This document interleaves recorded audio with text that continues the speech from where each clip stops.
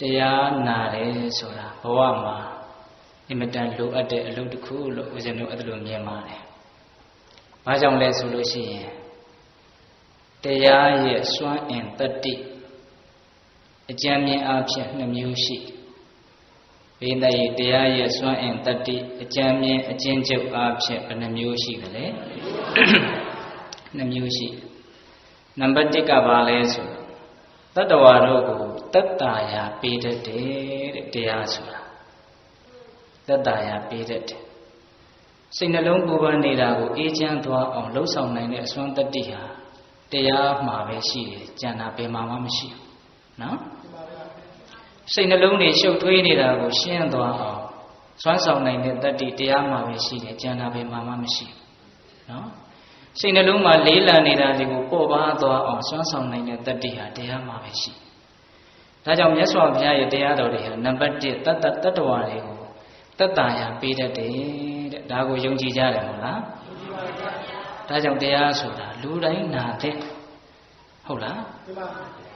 နောက်နံပါတ်2ကဘာလဲဆိုတတ္တဝါတွေကိုဆင်းရဲလာတဲ့ဘဝတန်လျာကနေထုတ်ဆောင်ကယ်တင်နိုင်တဲ့အစွမ်းရှိတယ်တဲ့တရားဆိုတာတရားရဲ့အရှိအသွေးအကျဉ်းချုပ်အဖြစ်အဲ့ဒါလို2ခုမှတ်ရတတ္တယာကိုပေးတတ်တယ်ဘဝကန္တာရကနေထုတ်ဆောင်ကယ်တင်တတ်တယ်အဲ့တော့ဒကာဓမ္မတို့ဦးဇင်းတို့ပုထုဇဉ်တွေဆိုတာများသောအားဖြင့်တောကပရိဒေဝတွေဒုက္ခတွေဒေါမနတတွေစိတ်ဆင်းရဲမှုကိုယ်ဆင်းရဲမှုတွေနဲ့အချိန်တော်တော်များများဟာပင်ပန်းဆင်းရဲနေကြတာပဲများတယ်လို့ဦးဇင်းတို့ထင်ပါတယ်ဟုတ်လားဒါကြောင့်ပင်ပန်းဆင်းရဲနေကြတဲ့တတ္တဝါတွေဟာပင်ပန်းမှုကိုတတ်တာစေတဲ့ဆင်းရဲမှုကိုတတ်တာစေတဲ့တရားကိုနာယူဖို့လေ့လာဖို့ကျင့်သုံးဖို့မလိုအပ်ပေဘူးလားလိုအပ်တယ်ငွေကြီးရှိတာမရှိတာနဲ့မဆိုင်ဘူးနော်ပတ်စံတွေဘလောက်ပဲချမ်းသာဂုဏ်တွေဘလောက်ပဲရှိအခုလောလောဆယ်ကျမ်းမာကြီးဘလောက်ပဲကောင်းလို့တပည့်တော်တို့ကောင်းနေပါတယ်ချမ်းသာနေပါတယ်တရားမလိုပါဘူးလို့ဒီလိုမတွေးပါနဲ့ဟုတ်လားဘာကြောင့်လဲဆိုတော့ဘလောက်ပဲချမ်းသာပါတယ်အဆင်ပြေပါတယ်ပဲပြောလူရည်လို့ဖြစ်လာရင်ဘဝရည်လို့ရလာရင်စိုးရင်စရာတောကဆိုတာလူတိုင်းမှာရှိပါတယ်နော်နောက်ဆုံးဘဝကွယ်လွန်နေစရောက်ခါနီးမိမိချစ်မြတ်လို့တဲ့အရာတွေနဲ့ခွဲရခါနီးတေချာပေါက်အနိစ္စကတကားခောက်လာတဲ့အချိန်မှာလူတိုင်းဟာစိတ်နှလုံးပူပန်မှုဆိုတာရှိကြရမယ်မို့လားကိုအားကိုးရမဟုတ်တဲ့ဒီဂုဏ်တွေပကာသနာတွေငွေကြီးတွေကိုအားကိုးရင်းနဲ့ပဲတကယ်ဘေးတွေဆက်ရောက်လာပြီဆိုတော့မှအဲ့ဒါလိုလူမျိုးကပိုးတောင်ဆင်းရဲတတ်သေးတယ်ဟုတ်လားဒါကြောင့်ဘယ်လိုလူမျိုးမှမဆိုဉာဏ်ရှိတဲ့လူသားတိုင်းအတွက်တရားဟာအင်မတန်လိုအပ်ပါတယ်လို့အလိုအဆုံးသောအရာလို့တောင်ဦးဇင်းကပြောချင်တယ်ဟုတ်လားတခါကြီးမိုက်မြတရားမရှိရင်ကျန်တာတွေဘာပဲရှိလို့နေအဆင်မပြေပါဘူးတရားရှိမယ်ဆိုရင်ကျန်တာတွေဘာမှမရှိတော့လည်းပဲအဆင်ပြေအောင်နေလို့ဖြစ်ပါတယ်ဟုတ်လားတခါကြီးမိုက်မြဒါဦးဇင်းတို့ရန်တမ်းပြီးတော့ပြောနေတာမဟုတ်ဘူးထိုက်တဲ့လောက်တရားရဲ့ချမ်းသာတရားရဲ့အေးချမ်းမှုကိုတရားကိုမြတ်နိုးတဲ့လူတိုင်းတရားကိုတန်ဖိုးထားတဲ့လူတိုင်းခံစားမှုကြလိမ့်မယ်လို့ဦးဇင်းတို့ထင်တယ်ဟုတ်လားဒါကြောင့်တရားရဲ့စွမ်းရည်တတ္တိအကျဉ်းမြင်အဲ့ဒါလို2မျိုးနားလည်ပြီးတော့တရားကိုမြတ်နိုးနာယူကြည်ညိုကြရမယ်ဒီကနေ့ပိဿပေါင်းတော်ကောင်းတို့ကိုဦးဇင်းတို့ဓမ္မပဒပါဠိတော်မှာအရှင်ဒေဝရတ်ကိုအကြောင်းပြုပြီးတော့ဟောကြားထားတဲ့ဂါထာတစ်ပုဒ်ကိုအခြေခံပြီးတော့ဗမာလိုခေါင်းစဉ်လေးတက်ပြီးတော့ပြောမယ်အလွယ်မဲ့အခက်ကြုံတရားကောင်းစဉ်အလွယ်မဲ့ရင်အခက်ကြုံမယ်ဒီစကားထဲမှာဒီတရားကောင်းစဉ်ဒီထဲမှာတရားရဲ့အဓိပ္ပာယ်တွေနည်းနည်းဆိုင်ပါဝင်နေတယ်လို့ဦးဇင်းတို့ခန်းစားရတယ်အလွယ်မဲ့ရင်အခက်ကြုံမယ်လောကမှာလွယ်တဲ့အလုပ်ကဘယ်လိုအလုပ်လဲခက်တဲ့အလုပ်တွေကဘယ်လိုအလုပ်တွေလဲအဲ့ဒီလွယ်တဲ့အလုပ်တွေရဲ့အကျိုးဆက်ကဘာတွေလဲခက်ပါတယ်ဆိုတဲ့အလုပ်တွေရဲ့အကျိုးဆက်ကဘာတွေလဲမသိတယ်မို့လားသိတဲ့နေနော်ဒါကြောင့်အလွယ်မဲ့အခက်ကြုံတဲ့ဒီတရားတော်ကိုမနာကြသေးခင်မဟောကြသေးခင်မှာတရားတော်အလုံးကိုဟောကြားတော်မူခဲ့တဲ့ဘုရားရှင်ကိုယ်တော်မြတ်ရဲ့အင်မတန်အေးချမ်းကြည်လင်တော်မူတဲ့မဟာကရုဏာကိုသိတရားလုံးစုံကိုသိတော်မူမြင်တော်မူတဲ့သဗ္ဗညုတဉာဏ်တည်ဟူသောပညာကိုထိုကရုဏာကိုပညာကို2ပါးစုံတို့ဖြင့်ပြည့်စုံတော်မူတဲ့ဘုရားရှင်ကိုယ်တော်မြတ်ရဲ့ ဂုဏ်တော်ကျေးဇူးတော်တို့ကိုယုံကြည်မြတ်လို့ရှိခိုးပူဇော်ကြအောင်စို့အလုံးအာယုံပြုမြတ်စွာဘုရားကိုကြောကြရအောင်ကရုဏာတိတလဟရယပညာပိသောတဝိဟတမောဟဓမ္မသန္တရမရလောကကတုံဝန္တိတုကတံဂတိဝိမု ढ ံကရုဏာတိတလဟရယမဟာကရုဏာတော်ဖြင့်ဤမြတ်သောစိတ်နှလုံးလေးရှိတော်မူပါပေထသောပညာပိသောတဝိဟတမောဟဓမ္မအရဟတမတိဟုသောအယံဝလင်းဖြင့်ဝိဇ္ဇာတိဟုသောမိုက်မောင်းကိုဖယ်ခွာတော်မူပြီးထသောသန္တရမရလောကကတုံလူနှင့်မြမတတဝနန္ဒတို့၏ကြောက်ထီတန်တို့အလေးကလူပြုရာတဆူရီသောဆရာသခင်လေးဖြစ်တော်မူပါပေထသောဂတိဝိမု ढ ဒေဝမနုဿတိရယနှင့်ပေတတလိษံလာယံရှိငါတံသောဂတိတို့မှလည်းအထူးသဖြင့်ကင်းလွတ်တော်မူပြီးထသောသူကတံတတဝါတို့ဟာအကျိုးများကြောင့်ဟုတ်မှန်သောစကားကောင်းကိုသာမျက်ဆိုတော်မူပါပေထသောဗုဒ္ဓံသစ္စာလေးရတရားမြတ်ကိုလက်ပေါ်တင်တာပရမညာကဲ့သို့မြတ်သားထင်သိမြင်ပေရဘုရားရှင်ကိုယ်တော်မြတ်ကြီးကိုမေယံတရားဟောပုဂ္ဂိုလ်တရားနာပုဂ္ဂိုလ်ခေါ်ဆိုပညတ်ပရမတ်မမူယုံနာနှစ်ဖြာဖြစ်ကြပါသောဘုရားတပည့်တော်တို့သည်ဝဏိဝဏမကာယဝစီမနောခြေ၍သုံးနေတော်ရပနာမဖြင့်ဒုက္ခယူကျိုးလက်ဆောင်မူကားရှိခိုးဥညွတ်ပါ၏မြတ်စွာဘုရား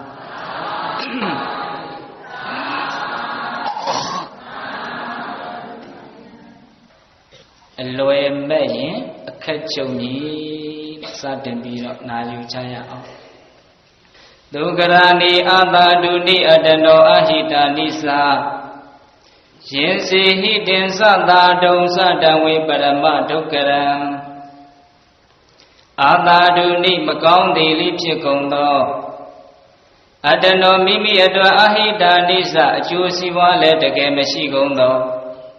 ကာမနိယမှုကိစ္စတို့သည်သူကရာနိပြုလွယ်ကြကုန်၏ကောင်းလည်းမကောင်းဘူးကိုယ့်အတွက်လည်းအကျိုးမရှိဘူးဆိုတဲ့အလုပ်ကိစ္စတွေဟာပြုရတာအင်မတန်လွယ်ပါတယ်တဲ့စူးစူးဆိုင်ဆိုင်နားရမယ်နော်တခါယူမိုက်ပြန်အာတာရုဏီကောင်းလည်းမကောင်းကုန်သောအတ္တနောမိမိအတွက်အာဟိတာနိစ္စအကျိုးစီးပွားလည်းတကယ်မရှိကုန်သောကာမနိယမှုကိစ္စတို့သည်သူကရာနိပြု၍လွယ်ကြကုန်၏ယံကမ္မအကျင့်မှုတို့သည်ဝါအကျင့်အလုပ်တို့သည်ဟိတေသာအကျိုးစီးပွားလည်းတကယ်ရှိသာရုံစကောင်းလည်းတကယ်ကောင်း၏တံကမ္မထိုကဲ့သို့အကျိုးရှိတဲ့ကောင်းတဲ့အလုပ်တွေကိုကြတော့ဝေစင်စေဧကံအဖြစ်ပရမဒုက္ခရအလွန်တရာပြုနိုင်ခဲ့ကုန်၏မိမိအတွက်အကျိုးစီးပွားလည်းတကယ်ရှိမဲ့တကယ်လေကောင်းတဲ့အလုပ်တွေအပြောတွေအကြံတွေကြတော့လုံးရတာပြောရတာကြံရတာအင်မတန်ကိုပဲခက်ပါတယ်အကျိုးလည်းမရှိတဲ့ကောင်းလည်းမကောင်းတဲ့အလုပ်ကိစ္စတွေအပြောတွေအကြံတွေကြတော့ပြောရတာလည်းအင်မတန်လွယ်တယ်လုပ်ရတာလည်းအင်မတန်လွယ်တယ်ကြံရတာလည်းအင်မတန်လွယ်တယ်ကိုယ့်အတွက်တကယ်အကျိုးရှိပြီးတော့တကယ်လည်းကောင်းတယ်ဆိုတဲ့အလုပ်တွေကြတော့လုပ်ရတာလည်းဗါတဲ့လေခက်တယ်ပြောရတာလည်းခက်တယ်ကြံရတာလည်းခက်တယ်ဒီနေရာမှာမြတ်စွာဘုရားကဝေဆိုတဲ့စကားလေးဝေစင်စစ်ဧကံအားဖြင့်တကယ်ကိုပဲပရမဒုက္ခရံဒုက္ခရံဆိုတာခက်ခဲတယ်လို့ပြောတာအဲ့ဒီမှာရှေ့ကပရမဆိုတဲ့စကားလေးနဲ့တွဲပြီးတော့ဟောတာပရမဆိုတာအလွန်တရာကိုပဲလို့ဒီလိုလေးလေးနက်နက်ပြောတာကောင်းတဲ့အလုပ်တွေအကျိုးရှိတဲ့အလုပ်တွေကြတော့ခက်ခဲတယ်ဟေးလို့ရိုးရိုးလေးမပြောတကယ်ကိုမှအလွန်တရာကိုပဲခက်ပါတယ်လို့အဲ့ဒါလိုပြောတာနော်တခါယူမိုက်များတော့စဉ်းစားကြည့်နော်မကောင်းတဲ့အလုပ်တွေဟာလွယ်တယ်ကောင်းတဲ့အလုပ်တွေကြတော့သိခက်တယ်လို့ဒါကိုဒီပိဋကကြီးလက်ခံနိုင်ကြပါလိမ့်ဒီတော့လောကမှာလွယ်တယ်ဆိုတာဘာပဲရှိလဲဆိုတော့မကောင်းတာပဲလွယ်တာဟုတ်လားဘာပဲလွယ်တာလဲမကောင်းတာပဲလွယ်တာဒီစကားလေးကိုပြန်ပြီးတော့တိတိကျကျလေးစီစစ်ကြည့်စမ်းမကောင်းတာကလွယ်တယ်ဆိုတော့လွယ်ရင်လည်းမကောင်းဖို့ပဲဖြစ်မှာပဲဟ ဟုတ်လားအဲ့ဒီလွယ်တယ်ဆိုတာကိုလုပ်ရနေရင်မကောင်းတာတွေဖြစ်မယ်အကျိုးမရှိတာတွေဖြစ်မယ်ဒါအကုသိုလ်တွေကိုပြောတာဒီပိသက်ကြီးနားလေတယ်နော်အေးကောင်းတာတွေကသိပ်ခက်တယ်တဲ့ဒါကြောင့်သိပ်ခက်တာတွေကိုလုပ်ရင်တော့တေချာပေါက်ကောင်းလိမ့်မယ်ဟုတ်လားတခါကြီးမိုက်များအေးဒါကြောင့်ဦးဇင်းတို့ကဒီဂါထာလေးကိုအခြေခံပြီးတော့လွယ်တဲ့တရားတွေဟာအကျိုးမရှိခက်တဲ့တရားတွေဟာအကျိုးရှိလွယ်တဲ့တရားတွေဟာကောင်းလည်းမကောင်းခက်တဲ့တရားတွေဟာကောင်းလည်းကောင်းတယ်ဒီလိုလေးပြောင်းပြန်လှန်ပြီးတော့ပိဋကပေါင်းသူတော်ကောင်းတို့ကိုစဉ်းစားစေချင်တာနော်ဒါကြောင့်အလွယ်မဲ့ရင်တော့အခက်ကြုံရမယ်လွယ်တာတွေကိုပဲလုပ်မယ်ဆိုရင်လွယ်တာကလည်းဘာပဲရှိလဲမကောင်းတာပဲရှိတယ်မကောင်းတာလုပ်ရမှလွယ်တယ်မကောင်းတာပြောရမှလွယ်တယ်မကောင်းတာကြံရမှလွယ်တယ်ကောင်းတာတွေလုပ်ဖို့ပြောဖို့ကြံဖို့ကြတော့အင်မတန်ခက်တယ်တဲ့ဒါကြောင့်ဒီနေရာမှာဦးဇင်းတို့၃ချက်လောက်ပိဋကပေါင်းသူတော်ကောင်းတို့ဘယ်ရာကလွယ်ပြီးတော့ဘယ်ရာကခက်တယ်၃တွဲလောက်၃ဆုံလောက်ပြောသွားမယ်နော်တဏှာကြီးအချိန်တွင်းလေးမှာနော်စူးစူးဆိုင်ဆိုင်နားရမယ်ပထမအချက်ဦးဇင်းတို့ဘာသာတရားမှာ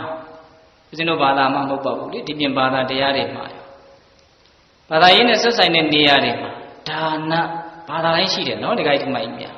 အေးဘေကံစွန့်ကြဲလူဒန်းခြင်းအဲ့ဒီဒါနဆိုတဲ့တရားလေးကိုစဉ်းစားကြည့်စမ်းပေးရတာဟာလွယ်သလားခက်သလားလို့မေးရင်ခက်တယ်ဘာကြောင့်လဲဆိုတော့ကောင်းတဲ့အလုပ်အကျိုးရှိတဲ့အလုပ်မို့လို့ပေးရတာလွယ်သလားခက်သလားခက်တယ်အေးအဲ့ဒီပေးတာနဲ့ဆန့်ကျင်ဘက်ယူဖို့သိမ့်ပိုက်ဖို့ကြတော့လွယ်သလားခက်သလားလွယ်တယ်ငါဟာလို့လုပ်ဖို့ဆိုတာဘာမှခက်ခဲတဲ့ကိစ္စမဟုတ်ဘူးအဲ့ဒီသိမ့်ပိုက်ခြင်းဆွဲလန်းခြင်းမျက်နှိုးခြင်းဆိုတဲ့လွယ်တဲ့အလုပ်တွေကိုလွယ်တယ်ဆိုပြီးတော့စွတ်လုပ်မယ်အဲ့ဒီအလွယ်ကိုကြိုက်မယ်ဆိုလို့ရှိရင်တစ်ချိန်မှမဖြစ်မယ်လေအခက်ကြုံရလိမ့်မယ်တဲ့ဟုတ်လားဒါကြောင့်သိမ့်ပိုက်ရတာမျက်နှိုးရတာဟာလွယ်သလောက်ရေးရှိမှကောင်းသလားမကောင်းဘူးပစ္စည်းတစ်ခုကိုကိုကမျက်နှိုးလို့သိမ့်ပိုက်ပြီဆိုရင်ဒကာဓမ္မတို့ဦးဇင်းတို့သဘောမပေါက်ခင်မှာပဲအဲ့ဒီပစ္စည်းကလည်းကိုကိုပြန်ပြီးတော့သိမ့်ပိုက်သွားတာနော်ကိုကပစ္စည်းကိုငါဟာလို့ပြောလိုက်တာနဲ့ထင်လိုက်တာနဲ့တပြိုင်နက်တည်းအဲ့ဒီပစ္စည်းကလည်းမင်းလည်းပဲငါဟာလို့ပြန်ပြီးတော့သိမ့်ပိုက်ပြီးစားပဲမလွတ်လပ်တော့ဘူးနှောင်ဖွဲ့မိသွားပြီဒါကြောင့်ဒီပစ္စည်းလှုပ်ရင်ကိုလည်းလှုပ်တယ်ဒီပစ္စည်းပြက်ရင်ကိုလည်းပြက်တယ်ပြက်တယ်ဆိုတာစိတ်ထဲမှာပြက်သွားတာပြောတာနော်ဟုတ်လားတခါကြီးမိုက်မြသူများပစ္စည်းတွေဘလောက်ပဲပြက်စိတ်ထဲမှာစိတ်ပြက်တယ်လို့မရှိဘူးကိုပစ္စည်းလေးကြတော့နည်းနည်းလေးပဲပြက်စိတ်ထဲမှာစိတ်ပြက်တယ်ဆိုတာရှိတယ်မဟုတ်လားအေးအဲ့ဒါဘာကြောင့်ပြက်သွားတာလဲကိုဟာလို့ဆွဲလန်းလိုက်လို့ပြက်သွားတာအင်မတန်ထင်ရှားတယ်နော်ဒါကြောင့်ငါကသာသိမ့်ပိုက်တဲ့သဘောရှိတာမဟုတ်ဘူးပစ္စည်းကလည်းငါ့ကိုပြန်ပြီးတော့သိမ့်ပိုက်တဲ့သဘောရှိတာပဲဒါကြောင့်သိမ့်ပိုက်ရတာဟာလွယ်ပေမဲ့လို့ရေရှိမှခွဲခွာကနေခါကာလမှာအင်မတန်ခက်ခဲတတ်တယ်ပိဋကပေါင်းသူတော်ကောင်းတို့အလုံးသိကြပါလေယဟန်တော်တစ်ပါးညီမကလှူထားတဲ့သင်္ကန်းကိုဆွဲလန်းလို့အဲ့ဒီသင်္ကန်းကောက်ထဲမှာဆွဲလန်းပြီးတော့သေတော့ဘာဖြစ်သွားလဲလို့ကြားဖို့လေတန်းဖြစ်သွားတာဒီလူတွေကြားဖို့တယ်နော်အဲ့ဒီသင်္ကန်းကောက်ထဲမှာအဲ့ဒီတန်းပြိတာကလေလှည့်လေပြီးတော့နေတာသူသေးသူပြန်တော်မူသွားတော့သူကဒီပစ္စည်းကိုဘယ်သူမှအပ်ထားခဲ့တာမဟုတ်တော့သူ့ရဲ့ပစ္စည်းကတန်ခိကဖြစ်တယ်တန်ခိကဆိုတာတန်ဃာတွေပိုင်တဲ့ပစ္စည်းဘယ်သူမှမပိုင်ဘူးတန်ဃာတွေပိုင်တာအဲ့တော့တန်ဃာတွေကဒီပစ္စည်းကိုဝေဖန်ကြတော့မှခွဲကြကြတော့မှဘယ်သူယူလို့ပြောတော့မှအဲ့ဒီမှာအဲ့ဒီသင်္ကန်းထဲမှာဖြစ်နေတဲ့တန်ကြီးကလေငါပစ္စည်းတွေကိုလူတော့မှာဆိုပြီးတော့ကြောက်လွန်းလို့ဒီပစ္စည်းနဲ့သူနဲ့ခွဲရမှာကိုစိုးရိမ်လွန်းလို့အဲ့ဒီသင်္ကန်းနဲ့သင်္ကန်းကောက်ထဲမှာပတ်ပြီးတော့ပြေးနေတာယဟန်တွေကအဲ့ဒါမသိဘူးမြတ်စွာဘုရားကဒိဗ္ဗစက္ခုနဲ့မြင်တယ်အဲ့ဒီတန်ကြီးအော်နေတဲ့တန်ကိုဒိဗ္ဗသုဒ္ဓအဘိညာဉ်နဲ့မြတ်စွာဘုရားကကြားတယ်ကြားတဲ့အတွက်ကြောင့်ချက်သားတို့အဲ့ဒီတိတ်တရဲ့ယဟန်ကို9ရက်အတွင်းမှာဘယ်သူမှမယူနဲ့မကင်နဲ့ဆိုအသာထားခိုင်းတာအထဲထဲမှာပြဿနာတက်နေတာကိုမြင်တယ်မြတ်စွာဘုရားကဒကာကြီးဒီမိုင်မြသိတယ်နော်အေး9ရက်နေတော့ဒီတန်ပြိတ္တသေတဲ့အခါကျတော့သုတိတနတ်ပြည်ကိုရောက်တယ်ကံဆိုတာကတော့မတရားသဖြင့်ကြီးတော့မလုပ်ပါဘူးကိုလှုပ်ထားတဲ့အတိုင်းပါပဲဟုတ်လားတန်းဖြစ်ရမယ့်အနေထားပါတော့တန်းဖြစ်တယ်လွတ်ရမယ့်အနေထားပါတော့လွတ်သွားတယ်ဒါကြောင့်အပူလည်းမကြောက်နဲ့မကြောက်ဖဲလည်းမနေနဲ့ဟုတ်လားဒကာကြီးမိုင်မြအေးအဲ့ဒီကြတော့မှမြတ်စွာဘုရားကတန်ဃာတော်တွေကိုဝေဖန်ခိုင်းတယ်ဒီတော့မှမြတ်စွာဘုရားကရှင်သားတို့ဒီအကြောင်းကိုရှင်းပြရင်းနဲ့လူဆန္ဒဆိုတဲ့တဏှာလောဘဟာတိတ်ကြောက်เสียကောင်းတယ်သိမ့်ပိုက်မှုဆိုတာတိတ်ကြောက်เสียကောင်းတယ်အဲ့ဒီသိမ့်ပိုက်မှုဆိုတဲ့အညစ်အကြေးဟာဘာနဲ့တူတယ်လဲဆိုရင်တန်မာတက်နေတဲ့တန်ကြီးနဲ့တူတယ်ဟင် ဒီကမာကြီးဘာနဲ့တူတန်ကြီးနဲ့တူတယ်အဲ့ဒီတန်ကြီးဟာတန်ကနေဖြစ်လာပြီးတော့သူဖြစ်ပေါ်လာရတန်ကိုပဲကုံဆုံးသွားအောင်ပျောက်ပြတ်သွားအောင်ပျက်စီးသွားအောင်စားဖြစ်တာအဲ့ဒီတန်ကြီးကဘယ်ကဖြစ်လာတာလဲတန်ကဖြစ်လာတန်ကဖြစ်လာပြီးတော့အဲ့ဒီဖြစ်ပေါ်ရတန်ကိုပဲစားဖြစ်တယ်အယသာဝမလံသမုဋ္ဌာယတတုဋ္ဌာယဓမေဝခါရတိဧဝံဒီရောနာဇာရိနတာတိကမ္မာနိနယန္တိဒုက္ကတိဒီဂါထာလေးကိုမြတ်စွာဘုရားအဲ့ဒီမှာဟောတာနော်အယသာဝတမ္မသာလိမလံတန်ကြီးဆိုတဲ့အငြိကြီးသည်သမုဋ္ဌာတိဖြစ်ပေါ်၍လာတယ်တန်ကနေပြီးတော့တန်ကြီးဆိုတာဖြစ်ပေါ်လာတန်ထိုဖြစ်ပေါ်လာတဲ့ထိုအငြိကြီးသည်ပဲလျာတန်ထိုဖြစ်ပေါ်လာတဲ့ထိုအငြိကြီးကိုတမေဝထိုအငြိကြီးကပဲလေထိုဖြစ်ပေါ်လာရတန်ကိုပဲလျာတတုဋ္ဌာယဥဋ္ဌာယထပြီးတော့ခါရတိဝါမျိုးလေတော့ဤမိမိဖြစ်ပေါ်လာရနေရာကိုမိမိကပဲဝါမျိုးလိုက်တယ်အဲ့တော့ဒကာဓမ္မတို့ဦးဇင်းတို့စဉ်းစားရမှာကိုယ့်ကိုဖြည့်ဆည်းသွားမှာဝါမျိုးသွားမှာဒီပြင်အရာတွေကဖြည့်ဆည်းမှာဝါမျိုးမှာမဟုတ်ကိုယ့်ရဲ့စိတ်ထဲမှာအမြင်မရှင်းမှုကြောင့်ဆွဲလန်းเสียလို့ထင်မိတဲ့အတွက်ကြောင့်အဲ့ဒီဆွဲလန်းမိတဲ့မြင်နှုံးမိတဲ့စိတ်ကပဲကိုယ့်ဘဝကိုဖြည့်ဆည်းမှာဆင်းရဲအောင်လုပ်ဆင်းရဲအောင်လှုပ်တတ်တဲ့တရားခံအစ်စ်ကိုလည်းစဉ်းစားတတ်ဖို့လိုတယ်နော်ဒကာကြီးမိုက်မြတ်ပြင်ဘက်ကအရာတွေကဖြည့်ဆည်းမှလားမဟုတ်ဘူးတန်ကိုပြင်ဘက်ကအရာတွေကဖြည့်ဆည်းတာလားသူကနေပေါက်ခွာလာတဲ့တန်ကြီးကဖြည့်ဆည်းတာလားသူကနေပေါက်ခွာလာတဲ့တန်ကြီးကဖြည့်ဆည်းတာဒါကြောင့်မိမိရဲ့အတွင်းတဏ္ဍာမှာဖြစ်ပေါ်နေတဲ့ဒီသိမ့်ပိုက်မှုဆွဲလန်းမှုဆိုတာတွေဟာသိမ့်ပိုက်ရတာဆွဲလန်းရတာလွယ်သလောက်နောက်ဆက်တွဲပြဿနာတွေဟာအင်မတန်ခက်ခဲပါတယ်ရှုပ်ထွေးပါတယ်နော်ဒကာကြီးမိုက်မြတ်ဒါကြောင့်အများကြီးကိုဆွဲလန်းရင်းနဲ့သေမယ်ဆိုရင်ဒီပုဂ္ဂိုလ်ဟာလေအခက်ခဲပေါင်းပြဿနာပေါင်းများစွာကိုရင်ဝယ်ပိုက်ပြီးတော့မရှင်းမလင်းနဲ့အဲ့ဒီကြားထဲမှာနစ်သွားမယ်လို့ဦးဇင်းတို့ထင်တယ်ဟင်ဒကာကြီးမိုက်မြတ်အဲ့ဒါလက်ခံလားအေးအဲ့ဒါတိတ်တရဟန်းကြီးတို့လို့ကိုဖြစ်မှဆိုးရတယ်နော်ဒါကြောင့်သိမ့်ပတ်ရတာဟာလွယ်ပြီမယ်လို့မခက်ဘူးလားအေးအလွယ်မဲ့ရင်အခက်ကြုံနေဆိုတာအဲ့ဒါကိုပြောတာနော်ပေးရတာများကြတော့အကျိုးလည်းရှိတယ်ကောင်းလည်းကောင်းတယ်ဒီလူတွေဘယ်သူမှမငြင်းနိုင်ဘူးနော်ဉာဏ်ရှိတဲ့လူတိုင်းဘယ်သူမှလည်းမငြင်းပါဘူးနော်ပေးရတယ်ဆိုတာကောင်းလည်းကောင်းတယ်ပြီးတော့ဗာလဲအကျိုးလည်းရှိတယ်အဲ့ဒီအလုပ်တွေကြတော့မခက်ဘူးလားခက်တယ်ခက်တယ်ပေးရတာအင်မတန်ခက်တယ်နော်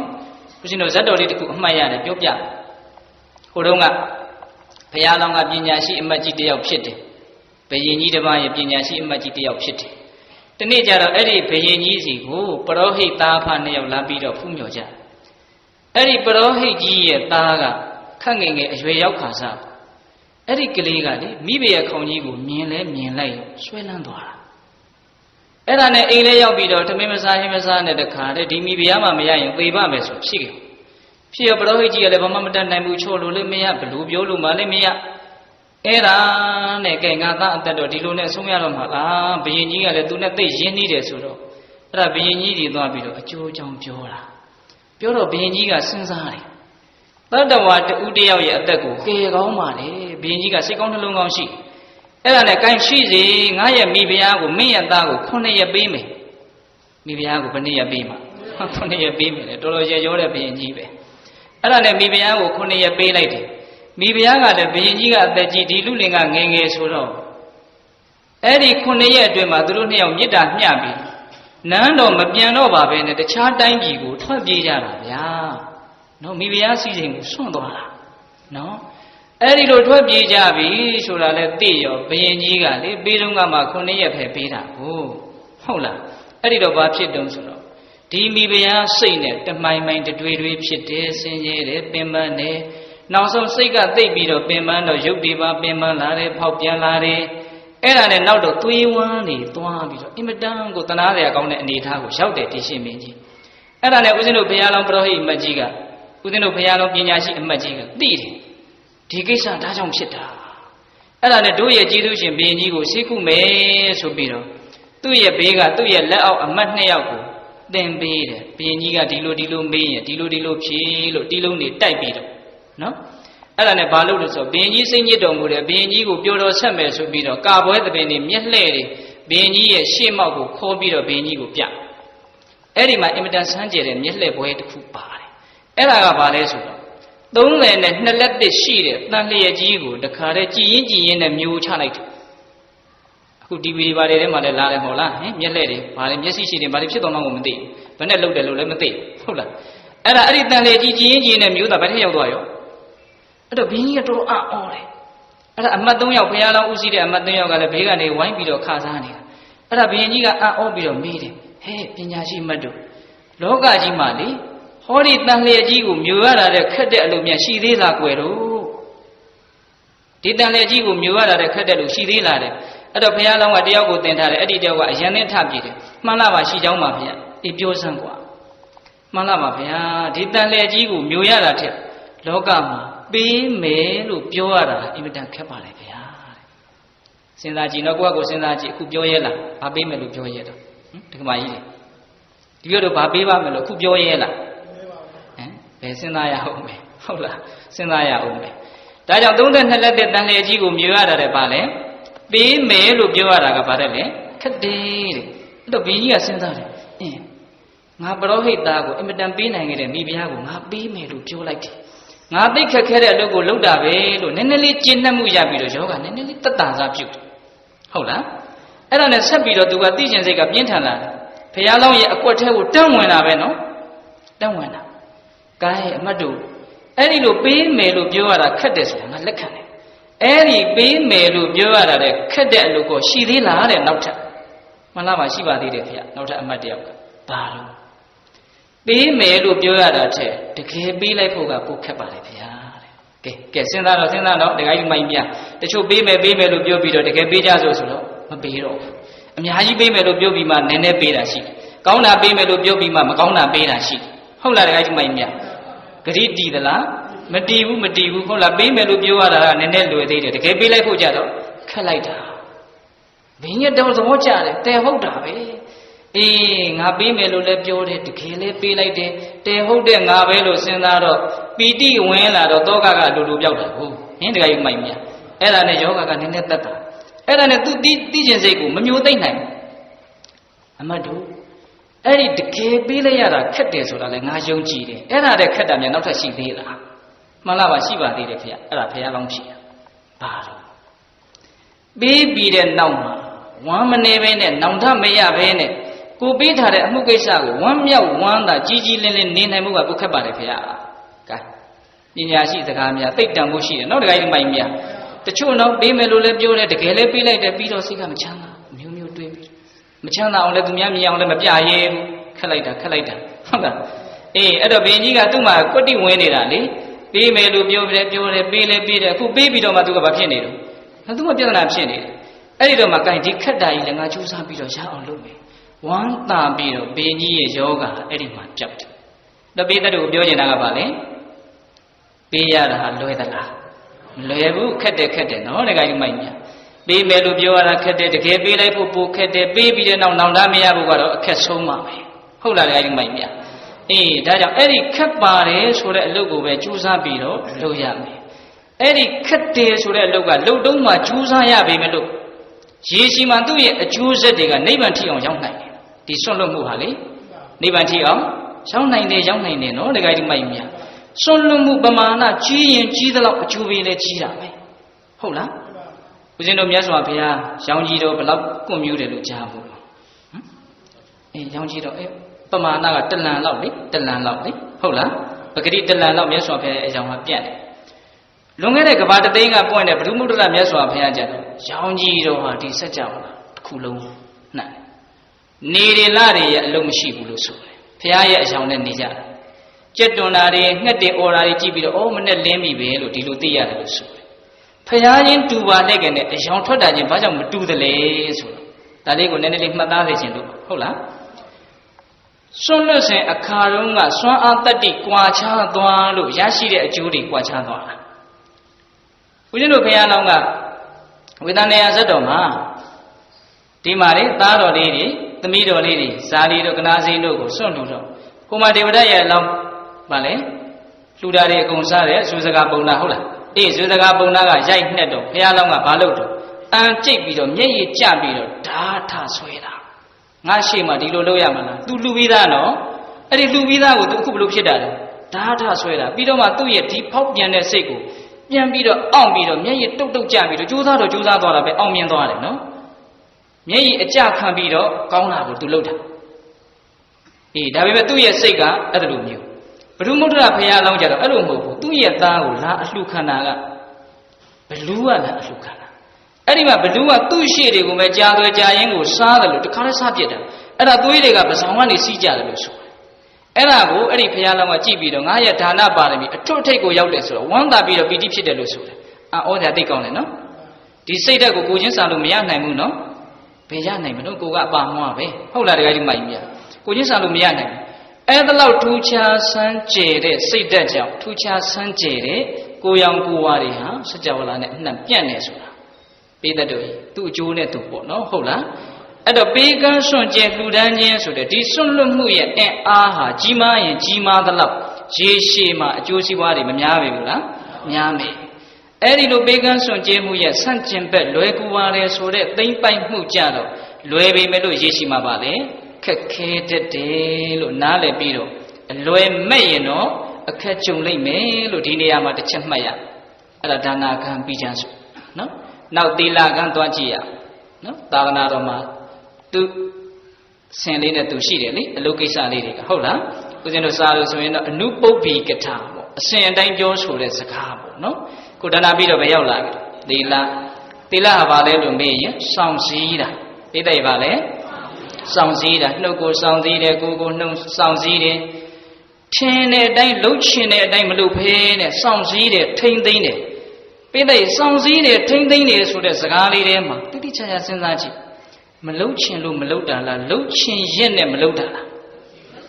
လှုပ်ချင်ရက်နဲ့မလှုပ်တယ်ဆိုတဲ့အဓိပ္ပာယ်ပါစောင့်စည်းနေရတယ်ထိမ့်သိမ့်နေရတယ်မလှုပ်ချင်လို့ကိုမလှုပ်တာဟဲ့ဆိုရင်တော့စောင့်စည်းစရာကိုမလှုပ်ဘူးထိမ့်သိမ့်စရာကိုမလှုပ်ဘူးအလိုလိုလုံးနေတာအဲ့ဒါအရိယာတို့ရဲ့သီလဆိုတာအဲ့လိုမျိုးအောင့်စရာမလိုဘူးခင်ဗျားတို့ကျုပ်တို့ကတော့ဘာလဲအောင့်ရမှာပဲမရှိလို့မဟုတ်ဘူးပြင်ဘက်ကိုမထွက်အောင်အောင့်တာအဲ့ဒါအင်မတန်ခက်တယ်နော်ဒကာကြီးမိုင်များအဲ့ဒါလို့အောင့်လို့များအောင့်နေရတာပါသူ့စိတ်ထဲမှာရှိပါတယ်ထင်ကြီးတယ်မရှိပါဘူးလို့မပြောနဲ့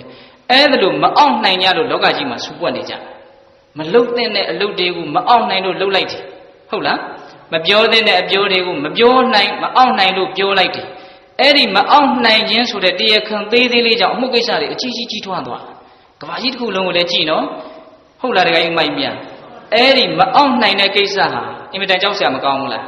ကြောက်စရာကောင်းတယ်အဲ့ဒါလို့စောင့်စည်းတယ်ထိမ့်သိမ့်တယ်ဆိုတဲ့သီလပိုင်းဆိုင်ရာကိုကြည့်ရင်လည်းပဲဟဲ့မစောင့်စည်းဘူးကွာမထိမ့်သိမ့်ဘူးကွာထင်ရလို့မယ်စိတ်ရလို့လိုက်ပြီးတော့လှုပ်ချင်ရင်လှုပ်လိုက်မှာပဲပြောချင်ရင်ပြောလိုက်မှာပဲဆိုတာကြတော့မလွယ်ဘူးလားလွယ်တယ်သီလရဲ့ဆန့်ကျင်ဘက်ဒုသီလဖြစ်ဖို့ကြတော့လွယ်သလားခက်သလားလွယ်တယ်ဒုသီလဖြစ်ဖို့လွယ်လေးနော်အဲ့ဒီမှာစောင့်စည်းမယ်ဟေ့ထိမ့်သိမ့်မယ်ဟေ့သီလနဲ့ပြည့်စုံတဲ့ပုဂ္ဂိုလ်ဖြစ်အောင်လုပ်မယ်ဆိုတော့ကြတော့မခက်ဘူးလားခက်တယ်အဲ့ဒီနေရာမှာလည်းပဲအလွယ်ကြရင်တော့အခက်ကြုံဦးမှာပဲဟင်ဒကာကြီးမိုက်မြ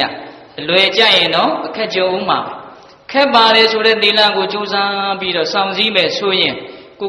ုကျင့်တတ်တယ်ကိုအားရတယ်ငါစောင့်စည်းနိုင်တယ်ထိမ့်သိမ့်နိုင်တယ်ဆိုပြီးတော့အဲ့ဒီကျင့်တတ်မှုနှစ်သက်မှုသည်သီလဖြစ်တဲ့အတွက်ကြောင့်တမာတိတို့ပညာတို့ရဲ့တရားနော်တမာတိတို့ပညာတို့ဟာတရားဖြစ်တဲ့အတွက်ကြောင့်ဓာတ်တဲ့မြင့်မြတ်တာကိုလှမ်းသွားဖို့အင်မတန်လွယ်သွားတယ်ဒါကြောင့်သီလအရေးမကြီးဘူးလားကြီးတယ်လွယ်တယ်ဆိုပြီးတော့သွားမလုံးနဲ့နော်ကျမ်းရင်ကျမ်းတော့သူကလည်းပဲတံပြန်နေလာမယ်ခုဒကာမတို့ဦးဇင်းတို့ဒီထဲမှာတရားနာနေတဲ့ပုဂ္ဂိုလ်တွေကတော့သိကြမ်းထန်သီလကိုချုပ်ဖောက်တဲ့အစားတွေတော့ပါမယ်မထင်ပါဘူးဟုတ်လားဒကာကြီးမိုင်မြတတ်တယ်ဆိုတဲ့အဆင့်ရှိမယ်လို့ဦးဇင်းတို့မထင်ဘူးဟုတ်လားခိုးတယ်ဆိုတာတွေရှိမယ်လို့ဦးဇင်းတို့မထင်ဘူးဟုတ်လားအဲ့ဒီတတ်တယ်ခိုးတယ်ဆိုတာတွေလောကကြီးမှာအဲ့ဒါတွေလှုပ်တဲ့လူနဲ့အဲ့ဒါတွေမလှုပ်တဲ့လူဘယ်ဟာကများမယ်ထင်အဲ့ဒါတွေလှုပ်တဲ့လူတွေကများတာပေါ့နော်အဲ့ဒါလောက်ကြမ်းထန်သီလကိုဖောက်ပြက်ပြီဆိုလို့ရှိရင်လေကျမ်းရင်ကျမ်းတော့သူလည်းပဲလာမှာပဲခက်မှာပဲဦးဇင်းတို့မြတ်စွာဘုရားလက်ထက်ကအနှစ်90လုံးဝတ်တွေကိုရဲဆက်တတ်ပြီးတော့သားမယားကိုလှုပ်ကြွေးခဲ့တာဘယ်သူတို့ဒီပိသက်ကြီးသိတယ်ပြောစမ်းမှဘယ်သူတို့စုံတာနော်တိပိသားတွေကြီးပြောမှာနော်တခါကြီးမိုက်မြအဲ့ဒီစုံတာကသေဂာနိကြတော့လေဘာဖြစ်တော့ယောဂါကကတ်လာတယ်ငရဲမိကသူ့ကိုလားလောင်တယ်လို့ပြောတာပဲသူကသိကျမ်းလောက်အောင်တီသူဖောက်ဖြက်ခဲ့လို့ကျမ်းတာနဲ့တန်တာသူရတယ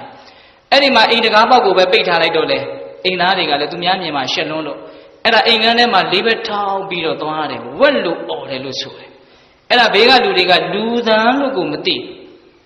ဒီတဲ့ကြောက်ရှာကောင်းတယ်နော်ခုလောကကြီးမှာလည်းသွားကြည့်နော်ဆေးရုံတို့ဘာလို့သွားကြည့်ဝက်လို့နွားလို့អော်နေတာတွေအများကြီးရှိတယ်နော်တခါကြီးမိုင်းမြတ်ဒါစုံဓာဆိုလို့စုံဓာတစ်ယောက်တည်းကိုစိတ်မရောက်နဲ့စုံဓာနဲ့တူတာတွေလောကကြီးမှာအများကြီးရှိဟုတ်လားအဲ့ဒါလေးဘက်ထောက်သွားပြီးတော့ဝက်လို့អော်နေတာ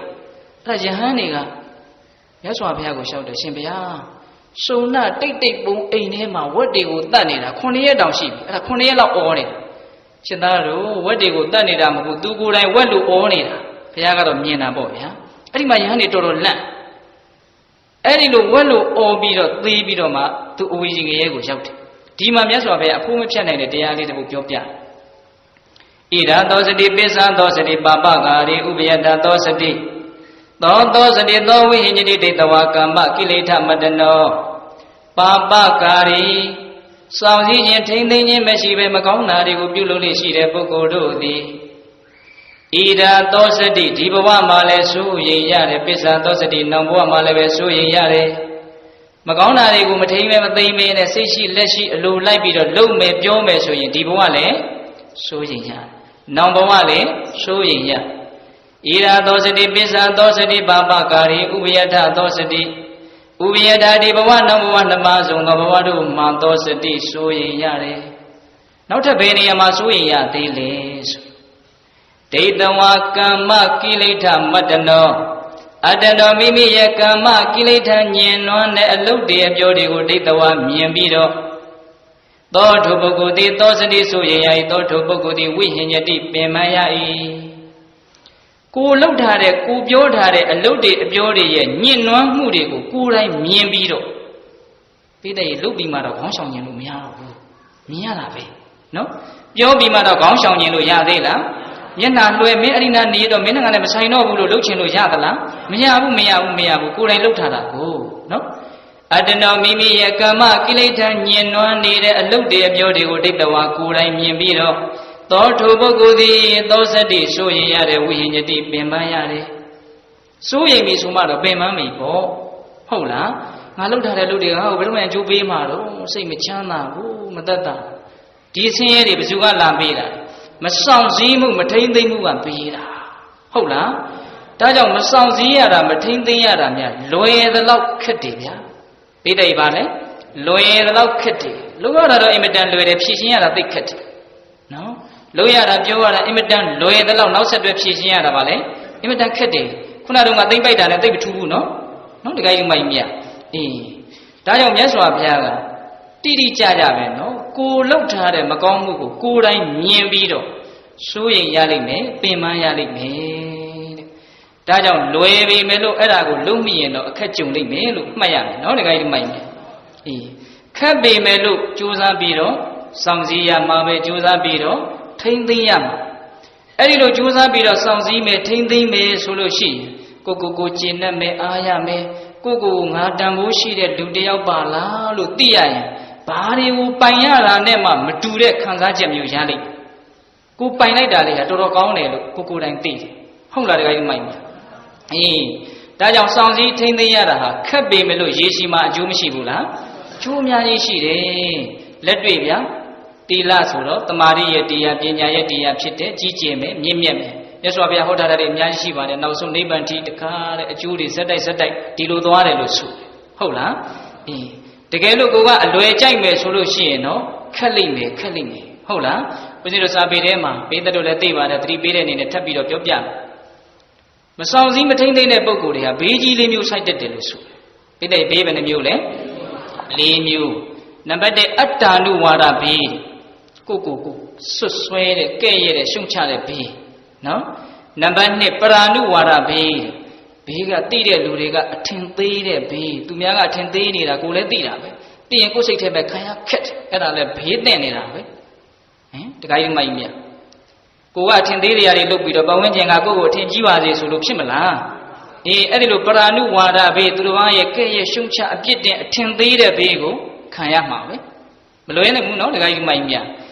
အတ္တနုဝါဒဘေးပရာနုဝါဒဘေးနောက်ဒန္တဘေးတဲ့သိဆိုးသွားလာရင်ဒဏ်ခတ်ခံရမယ်ထောင်ကျမယ်ငွေရော်ရမယ်ဟုတ်လားနောက်ပါလဲဒုက္ခတိဘေးတဲ့ သေးပြီးတဲ့နောက်မှာမကောင်းတဲ့နေရာတွေကိုရောက်တတ်တယ်တဲ့ဒါကြောင့်လွယ်သလောက်ခက်တယ်တဲ့မဆောင်စည်းရတာမထိမ့်သိမ်းရတာများဟုတ်လားတဲ့မိုင်းမြပြစ္ဆုတ်ပန်လည်းခက်တယ်တန်တရားလည်းခက်တယ်ကြားဘူးတယ်နော်ဒုသနာတော်တို့ကြားဘူးတယ်နော်အိဒိဗေကဘာပြောတာလဲငရဲကနေလှမ်းអော်တာငါတို့လုတ်ခဲ့တာမှားပါပြီလူဘဝရောက်ရင်တော့ဒုတာမျိုးမလုတ်တော့ပါဘူးနောင်တရလို့ဘာလုတ်နေတာလဲလို့မေးရင်ဖြောင်းချက်ပေးနေတာပိဋိဘာလုတ်နေတာလဲဖြောင်းချက်ပေးနေတာသိတနာစရာကောင်းတယ်နော်အေးဒါကြောင့်မဆောင်စည်းမထိမ့်သိမ်းခြင်းသည်လွယ်သလောက်ခက်တယ်ဆောင်စည်းခြင်းထိမ့်သိမ်းခြင်းသည်ခက်သလောက်ရေရှိမှလွယ်ကူစေလိမ့်မယ်လို့ကိုအဲ့ဒါလိုနားလေသဘောပေါက်ပြီးတော့ခက်ပါတယ်ဆိုတဲ့စောင့်စည်းခြင်းထိမ့်သိမ်းခြင်းကိုပဲတစပုပ်ပြီးတော့ကြီးကျယ်လာအောင်ကြိုးစားရပေဘူးလားကြိုးစားရမယ်ဟုတ်လားအေးနှစ်ပိုင်းပြီးတော့နော်သိမ့်ပိုက်ခြင်းနဲ့ဆွန့်လွတ်ခြင်းစောင့်စည်းခြင်းနဲ့ဗျံပရာနေခြင်းနှစ်တွဲပြီးသွားပြီနော်ဒီနောက်ဆုံးအဆင့်မြင့်ဆုံးအတွဲကိုသွားရအောင်အဲ့ဒါပါလေဘာဝနာပိုင်းဆိုင်ရာရောက်လာပြီပိဋိဘယ်ရောက်လာပြီတော့ဘာဝနာပိုင်းဆိုင်ရာရောက်လာဘာဝနာဆိုတော့ဦးဇင်းတို့အတူတူပဲပြောကြပါစို့သမထဘာဝနာရဲ့ဝိပဿနာဘာဝနာရဲ့လို့နှစ်မျိုးရှိအာယုန်တစ်ခုတည်းမှာစိတ်ကိုတီးအောင်ငြိမ်အောင်ထားပြီးတော့မကောင်းမှုတွေကိုခွာထားတယ်ဆိုရင်ဒါသမထပေါ့နော်ဖြစ်ပေါ်တိုင်း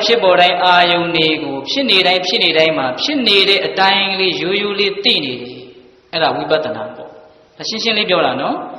အာယုန်တစ်ခုတည်းကိုပဲဒီပညာတွေမသိနဲ့လို့ထိမ့်ချုပ်ပြီးတော့သိပြီးတော့လောဘဒေါသကင်းအောင်နေနေရင်သမထဟုတ်လားအဲ့ဒီသမထတဲ့ဝိပဿနာကြတော့ဖြစ်အောင်လုပ်နေတာမဟုတ်ဘူးဖြစ်နေတာကိုသိတာဒီတဲ့ဝိပဿနာဆိုတာဖြစ်အောင်လုပ်တာလားဖြစ်နေတာကိုသိတာလားအေး तू ဘာမှဖြစ်အောင် तू မလုပ်ဘူး तू ကဘေးကနေလွတ်ပဲ तू ကကြည်တာဒါကြောင့်ဦးဇင်းတို့မဟာစီစတော်ကြီးရဲ့ဆရာဖြစ်တဲ့ပထုံမင်းကွန်းစီတော်စတော်ကြီးဗာပြောထားတယ်ဖြစ်အောင်လည်းမလုပ်နဲ့ပြက်အောင်လည်းမလုပ်နဲ့ဖြစ်တာပြက်တာသိပါစေအင်မတန်အနှစ်သာရနဲ့ပြီးသွားဟုတ်လားဖြစ်အောင်လည်းမလုပ်နဲ့ပြက်အောင်လည်းမလုပ်နဲ့ဖြစ်တာပြက်တာသိပါစေဖြစ်အောင်လုပ်တော့လောဘပြက်အောင်လုပ်တော့ဒေါသဖြစ်တာပြက်တာမသိတော့မောဟကဒါနေတိုင်းရွတ်နေဖို့ကောင်းတယ်ဟင်တခါကြီးမိုင်းမြဖြစ်အောင်လည်းမလုပ်နဲ့ပြက်အောင်လည်းမလုပ်နဲ့ဖြစ်တာပြက်တာသိပါစေနော်ဖြစ်အောင်လုပ်တော့လောဘဟုတ်တယ်တခါလေတရားထိုင်ရင်းနဲ့လောဘတွေဖြစ်နေတာတခါတလေကိုကတရားလေးထိုက်တော့မှတ်ဘူးတော့အေးချမ်းမှုလေးငြိမ်းချမ်းမှုလေးကရဘူးထားရောနောက်တစ်ခါထိုင်တော့မသိမသာစိတ်ထက်ကအဲ့ဒါကိုလိုချင်နေရောအဲ့ဒါရဖို့အတွက်ကြိုးစားပြီးတော့ကြိတ်ပြီးတော့ခဲပြီးတော့လှုပ်ရောလမ်းကချွဲချော်ပြီးတိတရားရှိတာလေးတိတဲ့အလုပ်ကိုလုပ်ရမယ့်ကိစ္စကိုချမ်းသာကိုသူ့အတ္တနဲ့ရှားနေတာဒီတဲ့ရသေးလားအဲ့ဒီလိုရခြင်းတဲ့ဇောဒီကက်နေငကိုတုံးကတော့တောင်မှမငြိမ်းချမ်းတချို့ပြောတယ်နော်ငါငကိုတုံးကဒီလိုငြိမ်းချမ်းတာလေးရလိုက်တယ်တခါပဲရလိုက်တယ်နောက်မရတော့ဘူးတဲ့အဲ့လိုပြောတာတွေကြားဘူးလားကြားဘူးတယ်ဟုတ်လားအဲ့ဒါဘာလုပ်နေတာလဲဖြစ်အောင်သူလုပ်နေတာဝိပဿနာဆိုတာဖြစ်အောင်လုပ်ရမှာလားမဟုတ်ဘူးဖြစ်တာပြက်တာသိရမှာနော်ဖြစ်အောင်လုပ်တော့ပါလေလောဘတဲ့ကဲပြက်အောင်လုပ်တော့ဒေါသတဲ့ဟောတခါတလေကျတော့ခန္ဓာကိုယ်ကငြိမ်ငြိမ်လေးထိုင်နေမှလို့ပေါ်ပြီးပေါ့ဝေဒနာတွေကသွေးလေးအသွားလာတဲ့ကတိကအောက်တွေဖြစ်တော့ပေါ်ပြီးပေါ့ဒုက္ခဝေဒနာတွေကဟုတ်လားအဲ့ဒီလိုဒုက္ခဝေဒနာတွေပေါ်လာတော့ဘာဖြစ်ချင်ပျောက်ချင်လာတယ်ဟုတ်လားပျောက်ချင်လာတော့အဲ့ဒါကိုပျောက်ဖို့ဆိုတဲ့ရည်ရွယ်ချက်နဲ့အတင်းတွန်းပြီးတော့မှတ်ကြရောပိဋိပျောက်ဖို့ဆိုတဲ့ရည်ရွယ်ချက်နဲ့မှတ်ရမှာလားသိရမှာလားမဟုတ်ဘူးပျောက်ဖို့ဆိုတဲ့ရည်ရွယ်ချက်နဲ့သိရမှတ်ရမှာမဟုတ်ဘူးသိဖို့ဆိုတဲ့ရည်ရွယ်ချက်နဲ့သိရမှတ်ရမှာအဲ့ဒါကဘာလဲဆိုတာကိုသိဖို့ဆိုတဲ့ရည်ရွယ်ချက်နဲ့မှတ်ရသိအောင်မှတ်ရမှာလားပျောက်အောင်မှတ်ရမှာသိအောင်မှတ်ရမှာသိတာကပညာပျောက်ချင်တာမပျောက်ရင်အလိုမကျတဲ့ဒေါသကဝင်တော့တာတရားထိုင်ရင်လည်းအဲ့ဒါအကုသိုလ်ဖြစ်နေတာနော်ဖြစ်အောင်လုပ်ရင်လောဘပြက်အောင်လုပ်ရင်ဒေါသတခါကျတော့ဖြစ်အောင်လည်းမလုပ်ဘူးပြက်အောင်လည်းမလုပ်ဘူးဘာဖြစ်နေဆိုဘာဖြစ်နေမှကိုမသိဖြစ်တာပြက်တာဘာမှမသိတော့အဲ့ဒီလိုဖြစ်တာပြက်တာမသိတော့ပါလေမောဟအဲ့တော့ဝိပဿနာဆိုတာဖြစ်နေတာကိုသိတာဖြစ်အောင်လုပ်တာမဟုတ်ဘူးနော်ဖြစ်နေတာကိုသိတာအဲ့ဒီလိုသမထဘာဝနာဝိပဿနာဘာဝနာမှာဘာပြဋ္ဌာန်းလဲဘာအရေးကြီးဆုံးလဲဆိုတော့တတိပြဋ္ဌာန်းတယ်ဒီတဲ့ဘာပြဋ္ဌာန်းလဲတတိပြဋ္ဌာန်းတယ်အဲ့ဒီတတိကလေးရှိနေရင်သမထလည်းပဲသွားတာပဲကောင်းတာပဲအဲ့ဒီတတိကလေးရှိနေရင်ဖြစ်ရပေါ်ရထင်ရှားရအာယုံလေးပေါ်မှာတတိလေးကစီးပြီးတော့လိုက်နေတယ်ဒါလေးကိုတိပြီးတော့နေနေတယ်ဆိုလို့ရှိရင်အဲ့ဒီဝိပဿနာကိစ္စကလည်းဗာလဲပြီးပြန်တာပဲဟုတ်လားတတိလေးရှိလိုက်ရင်နောက်ကျတော့ပညာကတဖြည်းဖြည်းနဲ့သိလာတယ်ကြည်ပါများတော့သိတယ်ပေါ့ဗျာဟုတ်လား အဲ့ဒါလို့တတိနဲ့နေတယ်မမေ့ပဲနဲ့နေတယ်တတိဆိုတာကိုလေမမေ့ခြင်းလို့ဘာသာပြန်တော့တချို့ကငကိုယ်တုံးကဟာတွေကိုမှတ်မိတဲ့သင်ညာနဲ့ရောတတ်တယ်တတိကသင်ညာမဟုတ်ဘူးနော်မှတ်ဉာဏ်မဟုတ်ဘူးဟုတ်လားတခါကြီးမိုက်မြမှတ်ဉာဏ်မဟုတ်ဘူးတတိဆိုတာဘာလဲဆိုလုံးလုံးစေဖြစ်နေတာကိုဖြစ်နေတဲ့အတိုင်းသူ့အရှိသဘောအတိုင်းကိုတိတိကျကျမှန်မှန်ကန်ကန်သိနေတာအဲ့ဒါတတိဟုတ်လားသင်ညာဆိုတာကအဲ့လိုမဟုတ်ဘူးသင်ညာဆိုတာဘာလဲသင်ညာဆိုတာတန်လတ်နဲ့တူတယ်မဟုတ်တာကိုအဟုတ်ထင်ပြီးတော့မှတ်ထားတာလူမဟုတ်တာကိုလူလို့သိတယ်အယောင်တွေကိုမှတ်တယ်ပုံသဏ္ဍာန်တွေကိုမှတ်တယ်အမျိုးမျိုးမှတ်တယ်ကောင်းတယ်ဆိုတယ်အမျိုးမျိုးမှတ်တယ်သင်ညာနဲ့အင်မတန်ကျဲနော်မြင်တာကိုသင်ညာဖုံးတော့သင်္ကာမကင်းဖြစ်တတ်တယ်ဆိုတော့ကြားဘူးလေမဟုတ်လားသင်ညာတွေဖုံးတယ်သင်ညာဆိုတာတန်လျက်နဲ့တူတယ်တန်လျက်ဆိုတာရေးရေးနဲ့နေပူတဲ့အခါမှာထလာတယ်ဘွေးရကြည့်တော့ရေတွေလို့ထင်တယ်တကယ်ရေဟုတ်သလားမဟုတ်ဘူးသင်ရဲ့ခန္ဓာဆိုတာတန်လျက်နဲ့တူတယ်အလေးညာသဘောပဲတကယ်စင်စစ်ကနော်တကယ်ကြီးမိုက်မြအဲ့တော့တတိနဲ့သင်ညာဆိုတာအင်မတန်ကွာခြားတယ်တတိဆိုတာဘာလဲဖြစ်နေတာကိုဖြစ်နေတဲ့အတိုင်းဖြစ်နေတဲ့အခိုက်အတန့်မှာဒီတိုင်းလေးယူယူလေးသိတာအဲ့ဒါဘာလဲတတိအဲ့ဒီလိုတတိကလေးနဲ့ရုပ်ပိုင်းဆိုင်ရာဖြစ်လာသည်ဖြစ်စီတွေးတာတွေဖြစ်စီခံစားတာတွေဖြစ်စီမိမိခန္ဓာကိုယ်မှာဖြစ်ပေါ်တိုင်းထင်ရှားတဲ့တရားတွေကိုတိပြီးတော့နေနေတယ်ဆိုလို့ရှိရင်အဲ့ဒါဘာလဲဝိပဿနာရှုနေတယ်ဒါတတိပဋ္ဌာန်အလုပ်ကြီးတစ်ခုလုံးကိုဦးဇင်းတို့အကျဉ်းချုပ်ကလေးပြောပြတာနော်တခါကြီးမိုက်ပြအဲ့ဒါလို့တတိနဲ့နေရတာနဲ့တတိနဲ့မနေပဲနဲ့မေရောအာယုန်ဒီခေါ်ရနောက်ကိုလိုက်ပြီးတော့မျောပြီးတော့ဖြစ်တယ်လို့ပဲနေလိုက်တာနှစ်မျိုးရှိတယ်နော်နေခြင်းကတတိနဲ့တခါလေဖြစ်နေတာကိုသိပြီးတော့နေတာတတိမပါတာကအတိမပါတော့ပဲနဲ့ဖြစ်တယ်လို့နေလိုက်တာဖြစ်နေတာကိုသိတာနဲ့ဖြစ်တယ်လို့နေတာနဲ့တူသလားမတူဘူးအင်မတန်ကွာခြားတယ်ကြိုးချင်းကပ်ပြီးတော့သွားနေတဲ့လူနှစ်ယောက်လိုပဲဟုတ်လားတခါကြီးမိုက်မြအဲ့ဒီတော့တတိနဲ့နေရတာနဲ့ဖြစ်တယ်လို့နေရတာဘယ်ဟာကလွယ်ဖြစ်တယ်လို့နေရတာကလွယ်တယ်လွယ်လို့လည်းပဲအဲ့လိုပဲနေကြတာပဲမဟုတ်လားတခါကြီးမိုက်မြလွယ်တယ်လို့ပဲနေကြတာဒါဦးဇင်းတို့လည်းဒီတိုင်းပဲနော်တခါဓမ္မတို့ကြီးဦးဇင်းတို့ကပြင်ပေါ်ကနေပြီးတော့ဟိဟောပြောနေတာမဟုတ်ဘူးဟုတ်လားတခါကြီးမိုက်မြဖြစ်တယ်လို့နေကြတာမြတ်စွာဘုရားကအဲ့ဒါကြောင့်ဖြစ်တယ်လို့မနေကြနဲ့ဖြစ်နေတာလေးကိုတိပြီးတော့နေကြအဲ့ဒါဆိုရင်မင်းတို့ထင်တာနဲ့တကယ်ဖြစ်နေတာနဲ့ဘလောက်ကွာခြားတယ်လဲဆိုတာမင်းတို့သိလိမ့်မယ်ဟုတ်နော်တခါကြီးမိုက်မြခုတခါဓမ္မတို့ဦးဇင်းတို့တွေကဖြစ်တယ်လို့နေတာဖြစ်နေတာကိုမသိတဲ့အခါကျတော့ဖြစ်နေတာနဲ့ကိုထင်တာနဲ့ကလုံးဝပါစင်အောင်လွဲနေတယ်ဖြစ်နေတာကတစ်မျိုးကိုထင်တာကတစ်မျိုးနော်ဖြစ်နေတာကဘာလဲတစ်မျိုးကိုထင်တာကတစ်မျိုးအဲ့ဒီမှာပြဿနာတွေအကြီးကျယ်တက်တယ်လွဲမှားမှုတွေကအဲ့ဒီကစဟုတ်လားတကယ်ကြီးမိုက်မြဒါကြောင့်ဖြစ်တယ်လို့နေတာဟာအင်မတန်လွယ်တယ်ဟုတ်လားဖြစ်နေတာကိုတိနေတဲ့တတိနဲ့နေရတာကြတော့အင်မတန်ပါလေခက်တယ်တဲ့အင်မတန်ခက်တယ်အဲ့ဒီခက်တာကိုပဲကြိုးစားပြီးတော့လုပ်ရမယ်လွယ်တဲ့လမ်းကိုလိုက်မယ်ဆိုပြီးတော့တရားဓမ္မတို့ဦးဇင်းတို့တွေဖြစ်တယ်လို့ပဲနေကြမယ်ဆိုရင်တော့ဖြစ်နေတာကိုသိနေတဲ့လူနဲ့အင်မတန်ကွာခြားသွားလိမ့်မယ်အဲ့ဒီကွာခြားချက်ထူးခြားချက်ကလေးနှစ်ခုကိုတရားဓမ္မတို့ရဲ့နားထဲမှာရိုးနေအောင်ကြားဘူးတဲ့ဂါထာလေးနဲ့ဦးဇင်းကပ်ပြီးတော့ရှင်းပြမယ်တို့ကြားဘူးတဲ့ဂါထာလေးကဘလောက်လေးနဲ့တလဲဆိုတာကိုလည်းသတိထားမိအောင်နော်တခါကြီးမိုက်မြဖြစ်တယ်လို့နေတာရဲ့ဖြစ်နေတာကိုသိတယ်ဆိုတဲ့သဘောရဲ့ဘလောက်ကွာခြားတယ်လဲဆိုတာပြောပြအပမရောအမတံပဒံပမာတော်မေဇုနောပဒံအပမထာနာမိယန္တိယေပမထာယထာမတာဒါလေးကြားဘူးတယ်နော်အပမတော်အမတံပဒံပမာတော်မေဇုနောပဒံအပမထာနာမိယန္တိယေပမထာယထာမတာကြားဘူးတယ်နော်အတောကမင်းကြီးဗုဒ္ဓဘာသာဖြစ်ပြီးတော့အကုန်ပြောင်းလဲသွားတာဒီကာထာကြောင့်လို့လေဒီလူတွေသိတယ်နော်အနောယထာမင်းကြီးပြောင်းလဲသွားတာလေဒီကာထာကြောင့်လို့သိတယ်နော်ကြားဘူးတယ်မို့လားတခါကြီးမိုက်မြအဲ့ဒီဂါထာလေးသိကောင်းတယ်သိလားအပမာရောဖြစ်တယ်လို့နေခြင်းတတိကင်းမဲ့စွာနေခြင်းဆိုတဲ့အပမာဒတရားသည်အပမာရောတတိနဲ့နေခြင်းဖြစ်နေတာကိုသိခြင်းဆိုတဲ့အပမာဒတရားသည်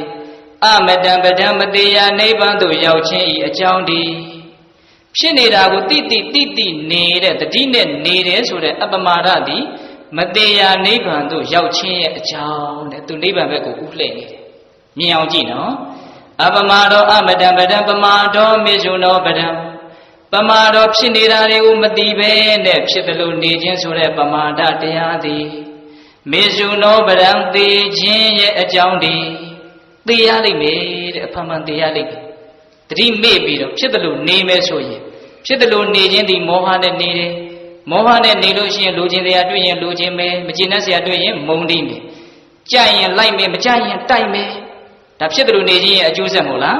ဟင်တခါကြီးမိုက်မြတ်ဖြစ်တယ်လို့နေရင်ပါလေကြိုက်ရင်လိုက်မယ်မကြိုက်ရင်တိုက်မယ်ဝါသနာသဘောတွေနော်ဒါဘယ်သူမှသင်ပေးစရာမလိုရေလိုနှိမ့်ရစီးနေတဲ့သဘောတွေဟုတ်လားတခါကြီးမိုက်မြတ်အဲ့ဒီအတိုင်းသွားရင်ကြိုက်ရင်လိုက်မယ်ဆိုရင်ဒါပိဋကလမ်းကိုဥတည်နေတယ်ပိဋကဘဝတွေနဲ့အဖန်ဖန်သေးရလိမ့်မယ်မကြိုက်ရင်တိုက်မယ်ဆိုရင်ငရေလမ်းကိုဥတည်နေတယ်ဟုတ်လားတခါကြီးမိုက်မြတ်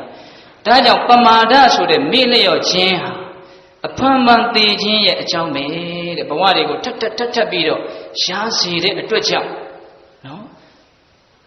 ဘာမှဘဝတန်တရားရဲ့အကြောင်းကိုနားမလည်တဲ့အခါကျတော့ဘဝကိုမမောတဲ့စိတ်ဘဝကိုတွေ့တာတဲ့စိတ်ဖြစ်လာဘဝကိုတွေ့တာမမောလာရင်ဘဝတွေကထက်ချီတလဲလဲရနေတော့မှာပဲဘဝတွေထက်ချီတလဲလဲရနေရင်ရတိုင်းတော့ဘဝတွေကသေခြင်းနဲ့အဆုံးသတ်ရတယ်အဲ့ဒါဘယ်သူညင်းနိုင်အေးဒါကြောင့်မေ့ပြီးတော့နေတာဟာသေခြင်းရဲ့အကြောင်းမမေ့ဘဲနဲ့နေတာဖြစ်နေတာကိုသိနေတာဒီနိဗ္ဗာန်ရဲ့အကြောင်းဘယ်လောက်ဆန့်ကျင်နေလဲဟိုဘက်ကမသေးရကိုသွားနေဒီဘက်ကအဖန်ဖန်သေဖို့ကြိုးစားနေသဘောပေါက်တယ်နော်အပမတောအမတံပဒံပမာတောမေဇုနောပဒံအပမတ္ထာနမေယန္တိယေပမတ္ထာယထာမတာနောက်တစ်ပိုက်ဆက်ရှင်အပမတ္ထာနမေယန္တိအပမတ္ထာမမေ့မလျော့သောတတိတရားဖြင့်နေကြတဲ့ပုဂ္ဂိုလ်တို့သည်နမေယန္တိမသေးနိုင်ကြလေကုန်ဘယ်တော့မှမသေးရကိုရောက်ပြီးတော့သေခြင်းတရားရဲ့အဆုံးကိုရောက်အပမတ္ထာနမေယန္တိယေပမတ္ထာယထာမတာရေခြင်းပုဂ္ဂိုလ်တို့သည်ပမတ္ထာမေ့လျော့၍နေကြကုန်၏တေထုံမေ့လျော့၍နေကြကုန်သောတတ္တဝါတို့သည်ယထာမတာသေသောသူတို့နဲ့တူကြကုန်၏မေ့နေတဲ့လူတွေဟာလူသေးနဲ့တူတယ်ဘာရှင်သန်မှုမှမရှိလူသေးဟာဘာကုသိုလ်မှသူထပြီးတော့မလုံနိုင်တော့ဘူးအဲ့ဒါလိုပဲဒကာဓမ္မတို့ဦးဇင်းတို့မေ့နေတဲ့အခိုက်အတန့်မှာသေသောသူတွေဘာမှထမလုံနိုင်တယ်လို့သေးနေတဲ့တစ်ပင်ဒီဘာမှတိုးတက်ခြင်းစီးပွားခြင်းမရှိတော့သလိုမေ့နေတဲ့အခိုက်မှာသေနေတာနဲ့တူတူပဲလို့ပြောတယ်ဒါကအဓိပ္ပာယ်တစ်မျိုးနောက်ထပ်ဓာတ်ထက်ဦးဇင်းတို့ကြိုက်တဲ့အဓိပ္ပာယ်လေးတစ်ခုထပ်ပြောပြမယ်အဲ့ဒါလေးကိုဟိုတနေ့ကမှဦးဇင်းတို့သင်္ကစားဆရာဘုရားကြီးရဲ့ဓမ္မပဒနေတရားကိုကြည့်တော့အဲ့ဒါလေးကိုအမှတ်တမဲ့ဦးဇင်းတို့သွားတွေ့တယ်တော်တော်သဘောကျတမန်ငါရှံငါအဖြစ်တော့တာမန်အဖြစ်တော့ဦးဇင်းတို့ဒီဦးဇင်းခုနကပြောခဲ့တဲ့အဓိပ္ပာယ်တော့ဦးဇင်းတို့လည်းသိဘူးပြီးသားတခါကြီးမိုက်များလည်းသိဘူးပြီးသားဖြစ်လိမ့်မယ်နော်အပမတ္ထာနာမိယံတိမမေ့တဲ့လူဟာဘယ်တော့မှမသေးတော့ဘူးဟုတ်လားယေပမတ္ထာယထာမတ္ထာမေ့တဲ့လူဟာလူသေးနဲ့တူတယ်ဒါကြားဘူးတယ်နော်အဲ့ဒီမှာနောက်ထပ်အဓိပ္ပာယ်ကအဲ့ဒါလို့မပြောဘူး तू ကဘယ်လိုပြောလို့ဆိုဒါလေးကိုတိတိကျကျစိုက်နားထောင်ဆရာကြီးအနဲ့ပေးတဲ့တိုင်ဦးဇင်းဆိုပြရေခြင်းပုဂ္ဂိုလ်တို့သည်ပမတ္ထာမေ့လျော့၍နေကြကုန်၏တေထုပုဂ္ဂိုလ်တို့သည်မတယထာသေးကြကုန်တဲ့ကဲ့သို့အပမတ္ထာမမီသောပုဂ္ဂိုလ်တို့သည်နမေယန္တိမသေးကြလေကုန်မထူးဘူးလို့လည်းအင်မတန်ထူးသွားတယ်ဘာပြောတာလဲဆိုမေ့တဲ့လူတွေသေတယ်လို့မျိုးမမေ့တဲ့လူဟာမသေးဘူးထပ်ပြီးတော့နားလိုက်အောင်ပြောမယ်မရှင်းသေးဘူးဒီလူမေ့တဲ့လူတွေသေတဲ့ပုံစံအတိုင်းမမေ့တဲ့လူတွေဟာအဲ့လိုမျိုးမသေဘူးမေ့တဲ့လူတွေကဘယ်လိုသေတုံးဒါလေးကိုပြောမှဒီလူတွေကပို့ရှင်းတယ်ဟာဖရာမေ့တရားမေ့ကုသိုလ်မေ့တဘာဝတရားမေ့ပြီးတော့နေတဲ့လူတွေသေတဲ့အခါကျတော့ဘယ်လိုသေမတုံးဆိုဆွဲလန်းပြီးတော့သေမယ်နားလေတယ်နော်ကြောက်လန့်ပြီးတော့သေမယ်မလွတ်ချင်မဲနဲ့လွတ်ရမယ်မခွဲချင်မဲနဲ့ခွဲရမယ်ဆွဲလန်းပြီးတော့သေမယ်ကြောက်လန့်ပြီးတော့သေမယ်တွေးတွေးသေမယ်မေ့တဲ့လူတွေဟာလေမမေ့တဲ့လူတွေကအဲ့ဒါလိုသေခြင်းမျိုးမသေးဘူးတဲ့ကဲမေ့သောသူရဲ့သေခြင်းမျိုးဟာမမေ့သောသူဟာအဲ့ဒါလိုမျိုးမသေးဘူးသဘောပေါက်ရဲ့လားမေ့တဲ့လူရဲ့သေခြင်းမျိုးမမေ့သောသူမသေးနိုင်ဘူးဆိုလိုတာကမေ့တဲ့လူနဲ့မမေ့တဲ့လူဟာအင်မတန်ကွာခြားတယ်သေတဲ့ပုံစံချင်းမတူဘူးမေ့တဲ့လူဟာဘယ်လိုသေမှာလဲဆွဲလန်းပြီးတော့သေမယ်နော်ပြီးတော့ဗာလဲကြောက်လန့်ပြီးတော့သေမယ်ပြီးတော့ဗာလဲအေးတွေးဝေးပြီးတော့သေမမေ့တဲ့လူဟာအဲ့ဒါလိုမျိုးမသေးဘူးလို့ပြောတာကဲမေ့တဲ့လူရဲ့သေခြင်းမျိုးကြိုက်လာရင်တခါကြီးမိုက်မြတ်မကြိုက်ဘူးဆိုရင်ဘာလုပ်ဖို့လဲဘာလုပ်ဖို့ပဲလိုလဲမမေ့ဖို့ပဲလိုတယ်ဟုတ်လားဒါကြောင့်မမေ့မလျော့နေတဲ့ပုဂ္ဂိုလ်တွေကသေဂာနီးမှာအင်မတန်ရဲဝံ့မေ့တဲ့လူတွေနဲ့ဆန့်ကျင်ဘက်နော်အခုလူတွေအသေးများလားသေချာကြည့်ဆေးရုံသွားကြည့်မေ့တဲ့လူတွေများတဲ့အတွက်ကြောင့်သူတို့တွေးတွေဝေသေကြတာများတယ်နော်တချို့ဆိုကြောက်လန့်မသေးခြင်းပဲနဲ့မခွဲခြင်းပဲနဲ့မျက်ရည်တွေကြားပြီးတော့ခေါင်းပေါ်မှာမျက်ရည်တွေရွှဲပြီးတော့ဒီလိုပဲစိုးစိုးရင်ရင်ညှို့ငယ်ငယ်နဲ့သေသွားကြဘာမှအလားလာမကောင်းဘူးနော်တခါကြီးမိုက်မြတ်ဒါကြောင့်မြတ်စွာဘုရားကအေးလက်ညှိုးနဲ့မြေကြီးကိုတို့ပြီးတော့လူတွေသေရင်ကောင်းတဲ့နေရာရောက်တယ်ဆိုတာဒါတော့နဲတယ်နော် မကောင်းတဲ့နေရာရောက်တဲ့လူတွေကမဟာပထဝီမြေကြီးမှာရှိတယ်မြေမှုန့်လောက်များတယ်ဆိုတာပြောတာမေးတဲ့လူတွေကမေးတဲ့သေခြင်းမျိုးနဲ့သေသွားကြနော်တွေ့တွေ့ဝေသေမယ်ကြောက်လန့်ပြီးတော့သေမယ်ဆွဲလန့်ပြီးတော့သေမယ်မမေးတဲ့လူကြတော့အဲ့ဒါလိုမဟုတ်ဆွဲတယ်ရမရှိဘူးဆိုတာအစာတဲ့ကသာ तू သိကြောက်เสียမရှိဘူးဆိုတာလည်းအစာတဲ့ကသာ तू သိတယ်သိထားဖို့လိုတယ်နော်တခါကြီးမိုက်မြဒီပြင်ပြဿနာတွေကမရှင်းညင်ရင်ခေါင်းရှောင်လို့ရတယ်ဒီသေခြင်းဆိုတဲ့ပြဿနာကဘယ်လိုလူမျိုးမှရှောင်လို့မရဒါကိုမျက်နှာလွဲခဲပြည့်လုပ်လို့မရဘူးမသိချင်ဟာဆောင်လို့မရဘူးအင်မတန်ညံနေရရောက်သွားမယ်ဟုတ်လားတခါကြီးမိုက်မြအေးဒါကြောင့်မေးတဲ့ပုဂ္ဂိုလ်ဟာအဲ့လိုမျိုးမဟုတ်ဘူးဆန့်ကျင်ပဲမတွေးမဝေးမကြောက်မလန့်ကြီးကြီးလင်းလင်းသိရလိမ့်မယ်မကောင်းဘူးလားကောင်းတယ်နော်ဦးဇင်းတို့နာရမိန်တထေးကြီးဆိုတာဒီလူတွေအကုန်ကြားလို့တယ်နော်အဲ့ဒီနာရမိန်တထေးကြီးမှာသမီး3ယောက်ရှိပထမပါလဲမဟာသုဘဒံဒုတိယသုလသုဘဒံတတိယကသုမနာဒေဝီလို့အဲ့ဒီမှာတန်ဃာတော်တွေကိုတထေးကြီးကဒီပြင်အလှူဒန်းတွေကိုအမြဲတမ်းလိုက်နေတော့တန်ဃာတော်တွေကိုတာဝန်ယူဖို့မဟာသုဘဒကိုတာဝန်ပေးတယ်နောက်မဟာသုဘဒကအချိန်တန်ရွယ်ရောက်အိမ်တော်ရသားကြလင်းနောက်လိုက်သွားတော့နောက်သုလသုဘဒအလှည့်ရောက်တယ်နောက်သုလသုဘဒကလည်းဒီလိုပဲအိမ်တော်ကြတော့ယောက်ျားနောက်လိုက်သွားတယ်နောက်သမီးအငယ်လေးကြံတော့အဲ့ဒီသမီးအငယ်လေးကြံတော့အိမ်တော်မပြုတ်တော့ဘာဘူးလို့မပြုတ်တော့ဆိုသူကတဂရာခံဖြစ်နေတာနော်တဂရာခံဖြစ်နေတာအိမ်တော်ပြုတ်လောက်အောင်ကာမရာဂသူ့မှာမရှိတော့ဒါကြောင့်သူအိမ်တော်မပြုတ်ဘူးအဲ့ဒီအပြိုစင်ဘဝနဲ့သူတန်ဃာတော်တွေကိုပြုစုလှုပ်ကျွေးပြီးတော့နေတာအဲ့ဒီလိုကောင်းတာတွေကိုလှုပ်ရင်းနဲ့ဒီလောက်ကြီးကျယ်တဲ့အရိယာငယ်ငယ်လေးနဲ့သေဖို့ကံကပါလာတယ်အဲ့ဒီမှာကြီးကျယ်တဲ့အနာရောဂါရောက်ပြီးတော့သူကသူသေတော့မယ်ဆိုတာသူသိတဲ့အတွက်ကြောင့်သူ့အဖေကြီးကိုခေါ်ခိုင်းတော့နာရမီတထေးကြီးရောက်လာတဲ့အခါကျတော့နာရမီတထေးကြီးကသမီးကခေါ်ခိုင်းတယ်ဆိုတော့စိုးရိမ်စိတ်နဲ့သမီးဘယ်နဲ့တော့နေသာထိုင်သာရဲ့ငါမောင်ရဲ့နေသာထိုင်သာပါတယ်နော်ဖေးကိုဘယ်လိုခေါ်လိုက်တာငါမောင်လို့ခေါ်လိုက်တာနော်တေခြင်းတရားကိုလုံးဝသူမကြောက်ဘူးနော်ငါမောင်လို့ခေါ်လိုက်တော့တထေးကြီးကလွဲပြီးတော့မြန်ပြောသလားခေါင်းကရမ်းမြန်ပြောသလားပေါ့ချစ်သမီးကြောက်လန့်နေသလားရောင်ရမ်းနေသလားအဲ့ဒီတော့ငါမောင်ရဲ့မကြောက်ပါဘူးအဲ့ဒီလိုလေးလည်းပြောပြီးတော့သူပြောချင်ရလဲပြောပြီးတော့ကျင့်납ပြီးတော့တခါလဲပြုံးပြီးတော့သေသွားအဲ့ဒီမှာဖေကြီးကလုံးဝစိတ်မချမ်းသာငါသမီးကောင်းတာတွေတခြားလုံးလုံးဘုရားတရားသံဃာယတနာ၃ပါးဝတ်နဲ့ကြီးပြင်းလာတဲ့သမီးလေးသေခါနီးမှဒီလိုဖြစ်ရတယ်ဆိုတော့ဘယ်လို့မှစိတ်မချမ်းသာဘူးဖေကြီးကအဲ့ဒါနဲ့သမီးလည်းသိညိုပြီးတော့မျက်ရည်လည်းရွေးနဲ့တခါလဲမြတ်စွာဘုရားကြီးရောက်တယ်အဲ့ဒီမှာမြတ်စွာဘုရားတခါကြီးဘလို့ဖြစ်လာတော့မှန်လားပါဗျာအင်မတန်မြင့်မြတ်တဲ့ဒီသမီးလေးသေခါနီးမှဖောက်ပြန်တာတပည့်တော်ယူကျုံမရဘူးဗျာအဲ့ဒါနဲ့ဘာလို့ပြောသမ်းမအောင်ဆိုတော့အကျိုးကြောင့်ပြောပြတယ်တပည့်တော်ကိုဗျာငါမောင်လို့ခေါ်သွားတယ်သွေးယူသွေးတန်းနဲ့တရားမှာတိတ်ကြောက်ရှာတဲ့နဲ့တူပါရဲ့အဲ့ဒီမှာမြတ်စွာဘုရားကတကားကြီးသင်ရဲ့သမီးဟာတဂရာကဖြစ်တဲ့အတွက်ကြောင့်တရားမှာမကြောက်ဘူးသင်ကိုငါမောင်လို့ခေါ်သွားတာသင်ဟာသောတာပန်ပဲရှိသေးသင်ရဲ့သမီးကသင်ထက်တရားအရှင်တန်မြင့်တဲ့အတွက်ကြောင့်အသက်ချင်းနှိုင်းတာမဟုတ်တရားချင်းနှိုင်းသွားသင်ကိုသတိပေးသွားအဲ့ဒီကြတော့မှအနာရမီတထေးကြီးကဩသမီးကလေးမသေးခင်တုန်းကလည်းငါရဲ့ကောင်းကျိုးကိုပြုတ်သွားသေးတာတောင်ငါ့ကိုသတိပေးပြီးတော့တရားဟောသွားတယ်လို့ဝမ်းမြောက်ခြင်းဝမ်းသာခြင်းဖြစ်တယ်လို့ဆိုဒီနေရာမှာဦးဇင်းတို့ပေးတတ်တော့သုံးသပ်ကြည့်ရမယ်နော်တကယ်ဒီစည်းစိမ်တွေဒီပစ္စည်းတွေဒီအတိုင်းဝိုင်းတွေဒီခန္ဓာဒီဘဝကိုခွဲကာနီးမှာအဲ့ဒါလို့သူလှုပ်ချင်တာလေးကိုလှလှပပလှုပ်သွားနိုင်တယ်ဘလောက်အောစရာကောင်းလို့ဘလောက်အားကြစရာကောင်းလို့ဒီအည်သွေးဟာနော်တခါကြီးမိုက်မြအဲ့ဒီအည်သွေးသူဘာကြောင့်ရတယ်လဲမမေ့မလျော့တတိနဲ့နေခဲ့လို့သူရတယ်ဟုတ်လားတခါကြီးမိုက်ဖြစ်နေတာလေးကိုတိနေတော့နောက်ဆုံးတော့ခန္ဓာရဲ့သဘောဘဝရဲ့သဘောလောကရဲ့သဘောကိုသူနားလည်လာတယ်နားလည်လာတော့ဘဝဆိုတာငါတို့ထင်တယ်လို့လူချင်းတရားမရှိဘူးမကျေနပ်စရာလည်းမရှိဘူးတကယ်စင်စစ်တော့ဖြစ်เสียအကြောင်းရှိလို့ဖြစ်နေတဲ့သဘောတရားတွေမျှပဲဓမ္မတက်တက်ပဲဒါကိုဆွဲလန်းနေဖို့လည်းမလိုဘူးမကြည်မနှက်ဖြစ်နေဖို့လည်းမလိုဘူးငါဘလို့တားလို့မှလည်းဒီဖြစ်စဉ်ကြီးရက်မသွားဘူးဟုတ်လားတကယ်စင်စစ်ကတော့ဒါကိုနားလည်ပြီးတော့စွန့်လွတ်လိုက်ဖို့ပဲလိုတယ်သူဒါသိတယ်နော်အဲ့ဒီလိုသိတဲ့အတွက်ကြောင့်တဖြည်းဖြည်းနဲ့သူ့ရဲ့ဉာဏ်တွေရင့်လာပြီးတော့မမေ့ခြင်းရဲ့အကျိုးဆက်အနေနဲ့မဲ့ဉာဏ်ဖူးဉာဏ်ကိုသူရပြီးတော့နိဗ္ဗာန်ကိုမျက်မှောက်ပြုလို့ဒီလိုသိခြင်းတရားကိုသူလှလှပပစီရင်သွားနိုင်တာမဟုတ်လားအေးအဲ့ဒီမှာမြတ်စွာဘုရားက ခုနတုန်းကနဲ့သဘောလေးနည်းနည်းလေးတူတဲ့ဂါထာလေးတစ်ပုဒ်ပြောပြဣရနန္တတိပိစ္ဆနန္တတိကတဘုံညောဥပယထာနန္တတိဘုံညံမေကတန္တိနန္တတိပင်ယောနန္တတိသူကတိန်ကတောကတဘုံညောကောင်းမှုကိုပြုလေရှိသောပုဂ္ဂိုလ်သည်ဝါမမိမလျော့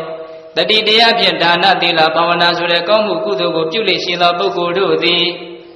ဣရနန္တတိဒီဘဝမှာလည်းပဲနှစ်သက်ရတယ်ဝမ်းသာရတယ်ပိစ္ဆာနန္တတိနောင်ဘဝမှာလည်းပဲနှစ်သက်ရတယ်ဝမ်းသာရတယ်ဥပယထာနန္တတိနှစ်ပါးစုံသောဘဝတို့မှာနှစ်သက်ရတယ်ဝမ်းသာရတယ်ကြည်လင်ရတယ်ရှင်လန်းရမကောင်းဘူးလားဣရနန္တတိပိစ္ဆာနန္တတိကတဘုံညောဥပယထာနန္တတိပုံညာမေကတန္တိနန္တတိပင်ယောနန္တတိသူကတိန်ကတောမေငါသည်ပုံညာကောင်းမှုကိုကတန္တိပြုရပေပြီဣတိဤသို့သိ၍ငါကောင်းတာတွေလုပ်ရပေတယ်လို့သိပြီးတော့ဟုတ်လား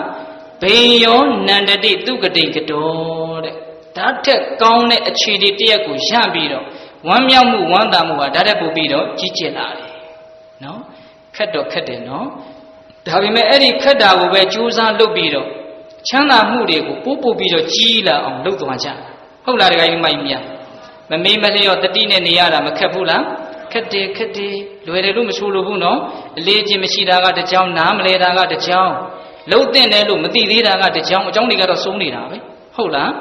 အဲ့ဒီလိုအကြောင်းမျိုးမျိုးကြောင့်ခက်တော့ခက်နေကြတာပဲခက်ပေမဲ့လို့အဲ့ဒီခက်တာကြီးကိုပဲကြိုးစားပြီးတော့လုပ်မယ်ဆိုရင်တဖြည်းဖြည်းနဲ့စိတ်ရဲ့ချမ်းသာမှုကြည်လင်မှုဝမ်းသာမှုတွေဟာကိုယ့်ရဲ့တဏ္ဍာကိုရောက်မလာပြီဘူးလားရောက်လာမယ်နော်ဒါကြောင့်ဦးဇင်းတို့ဝေဖို့ဆရာဘုရားကြီးကတရားကိုလာကြိုးစားပြီးတော့လုပ်ကြသမှာဗျာတဖွာဖွာပြောတယ်နော်ခုပြောနေတာတွေတက်ပိုးပြီးတော့ပျော်ရပါလိမ့်မယ်ဒီလိုကိုသူတို့ကတော့သူတို့ရဲ့လက်တွေ့ဒါသူတို့ပြောသွားကြတယ်ဟုတ်လားတခါကြီးမိုက်ပြအခုပြောနေတာတွေတက်ပိုးပြီးတော့အပျော်ကြီးပျော်ရပါလိမ့်မယ်တကယ်အပျော်အစ်စ်ကိုရကြရင်ဒီခက်တာကိုလုပ်ရမယ်ဟုတ်လားတခါကြီးမိုက်ပြအခုဒကာဓမ္မတို့ဦးဇင်းတို့လွယ်တာလုပ်ပြီးတော့ပြောတယ်ဆိုတဲ့အပျော်ကတော့မကြခင်မှာပဲတိတ်ပြီးတော့ပြင်းစရာကောင်းတာတွေနဲ့หนีကုန်းချိုးရလိမ့်မယ်ဟုတ်လားစောတော်တုန်းကပျော်လိုက်တာလေးနဲ့မကံမီလောက်တဲ့ပြင်းစရာတွေစိတ်ညစ်စရာတွေစိတ်ပြက်စရာတွေနဲ့หนีကုန်းချိုးရမယ်ဒါဒီလောက်ထိဒါကိုနားလည်ဖို့ဒီလူတွေအင်မတန်လွယ်ကူလိမ့်မယ်လို့ဦးဇင်းတို့ထင်ပါတယ်ဒါကိုနားမလည်နိုင်လောက်အောင်ထုံထိုင်းလိုက်မယ်လို့ဦးဇင်းတို့မထင်ဘူးဟင်တခါကြီးမိုက်မြတတိမေလျောပေါ်ပေါ်တန်တန်နေရင်တော့တို့အခုပြောရတာနဲ့မကမိတဲ့ပြင်းစရာတွေစိတ်ညစ်စရာတွေရလိမ့်မယ်ဆိုတာတော့ဒီလူတွေသိလိမ့်မယ်လို့ထင်ဟ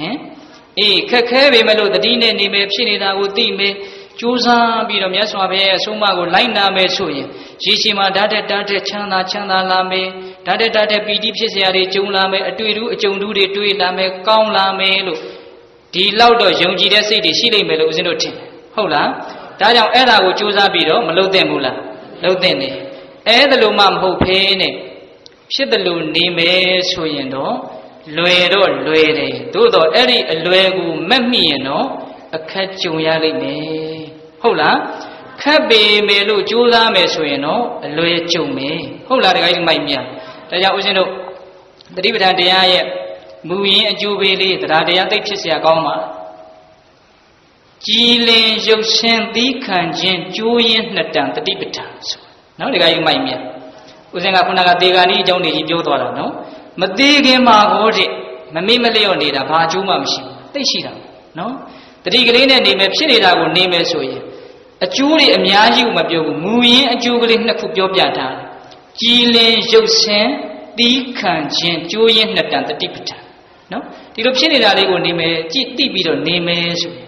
ရုပ်ဆင်းဟာအင်မတန်ကြည်လင်တယ်လို့ဆိုနော်သူများမြင်ရင်စက်သေးရှိတယ်မင်္ဂလာရှိတယ်အေးချမ်းမှုကိုတဆင့်ခံစားလို့ရတဲ့ရုပ်ရည်မျိုးပေါ့နော်တခါကြီးမိုက်မြမြင်လိုက်ရရင်ဒီလူဟာအေးချမ်းလိုက်တာလူမြင်နေတာလေအားကျလိုက်တာဘေးကလူတွေမှာအဲ့ဒါလိုညှွတ်သွားစေတဲ့ရုပ်ရည်မျိုးကိုရဖြစ်နေတာကိုသိလို့ရှိရင်လေအဲ့ဒါအကောင်းဆုံးတရားကိုဟောနေတယ်လို့တော့ဦးဇင်းကထင်တယ်နော်ကိုအေးချမ်းအောင်တတိကလေးနဲ့နေမယ်ဖြစ်နေတာနေမယ်လောဘဒေါသတွေနည်းသွားတော့လောဘဒေါသတို့ကြောင့်အကြီးတန်နေတဲ့ရုပ်ရည်တွေဟာဘာဖြစ်သွားတော့ပျောက်သွားတယ်လောဘကြီးရင်ရုပ်ဆိုးတာပဲဟင်တခါကြီးမိုက်မြဒေါသကြီးရင်ရုပ်ဆိုးတာပဲအဲ့ဒီရုပ်ဆိုးကြောင့်ဖြစ်တဲ့လောဘဒေါသကိုတတ်နိုင်တဲ့လောက်ဖယ်ရှားရင်ဖယ်ရှားနိုင်တဲ့လောက်ရုပ်ဟာဘာဖြစ်လာလဲနှံ့ရှင်းလာလှတာနဲ့မဆိုင်ဘူးနော်ကြည့်လို့ကောင်းတာကိုပြောတာစက်သေးရှိတယ်မင်္ဂလာရှိတယ်အေးချမ်းတယ်ငြိမ်းချမ်းတယ်တည်ငြိမ်တယ်ဒါတွေကိုပြောတာဟုတ်လား အဲ့ဒီလိုတတိလေးနဲ့နေမယ်ဆိုရင်ကြည်လင်ရုပ်ရှင်စကားတစ်ခွန်းမှမပြောဘဲနဲ့ပတ်ဝန်းကျင်ကိုအဲ့ဒါတရားဟောနေတာကိုယ့်ကိုမြင်တဲ့လူတိုင်းကအားကြသူလူလေးနေကြည့်အောင်မကောင်းဘူးလားအဲ့ဒါအကောင်းဆုံးနှိုးဆွပေးတာဒါကြောင့်ကောင်းအောင်နေခြင်းသည်ကိုကောင်းအောင်နေတာနေတဲ့ကိစ္စပြီးသွားတယ်လို့သူများကိုကောင်းအောင်လုပ်ရလဲပဲပြီးသွားတာပဲဒါကြောင့်မြတ်စွာဘုရားကကိုယ့်ရဲ့အကျိုးကိုလိုတယ်ဆိုရင်မမေ့မလျော့နေသူများရဲ့အကျိုးကိုလိုတယ်ဆိုရင်လည်းမမေ့မလျော့နေနှစ်ပါးစုံသောအကျိုးကိုလိုတယ်ဆိုရင်လည်းမမေ့မလျော့နေတဲ့အဖြေကတစ်ခုတည်းနော်ကိုကျိုးစည်းဝါးလုပ်မယ်ဆိုရင်လည်းမမေ့နဲ့အများကျိုးစည်းဝါးလုပ်မယ်ဆိုရင်လည်းမမေ့နဲ့နှစ်ပါးစုံလုပ်တော့မယ်ဆိုရင်လည်းမမေ့နဲ့အထဓမ္ဝမိဘိခဝေသံပတ္တမဏိနာလမေဝအပမတောတတိစေတသောမမေ့မလျော့နေမယ်ဆိုလို့ရှိရင်ကိုကျိုးစည်းဝါးကိုလည်းလိုလားရရောက်တယ်သူတစ်ပါးရဲ့အကျိုးစီးပွားကိုလည်းလိုလားရရောက်တယ်ဒါကြောင့်မိမိသူတစ်ပါးနှစ်ဦးသားတို့ရဲ့အကျိုးစီးပွားကိုလိုလားတယ်ဆိုရင်ဘယ်လိုနေရမှာလဲမမေ့မလျော့နေဒါကြောင့်ကြည်လင်ရုပ်ရှင်နောက်ပါလဲတီးခံခြင်းနဲ့အင်မတန်ကြည်ပါတီးခံခြင်းဆိုတာပါလဲခံနိုင်ရရှိလာတာလောကရန်တရားတို့ကြောင့်စိတ်ထဲမှာတိတ်ပြီးတော့ပင်ပန်းမသွားတာဆင်းရဲမသွားတာပဂရိကြောက်တောင်ကြီးကိုရက်လေးမျက်နှာကလာတဲ့လေတွေဟာမလှုပ်ရှားသေးတယ်လို့မျိုးလို့ကျမ်းဂန်နေတဲ့မှာအဲ့ဒါလိုဥပမာပေးတယ်။နောက်တခါကြီးမိုက်မြ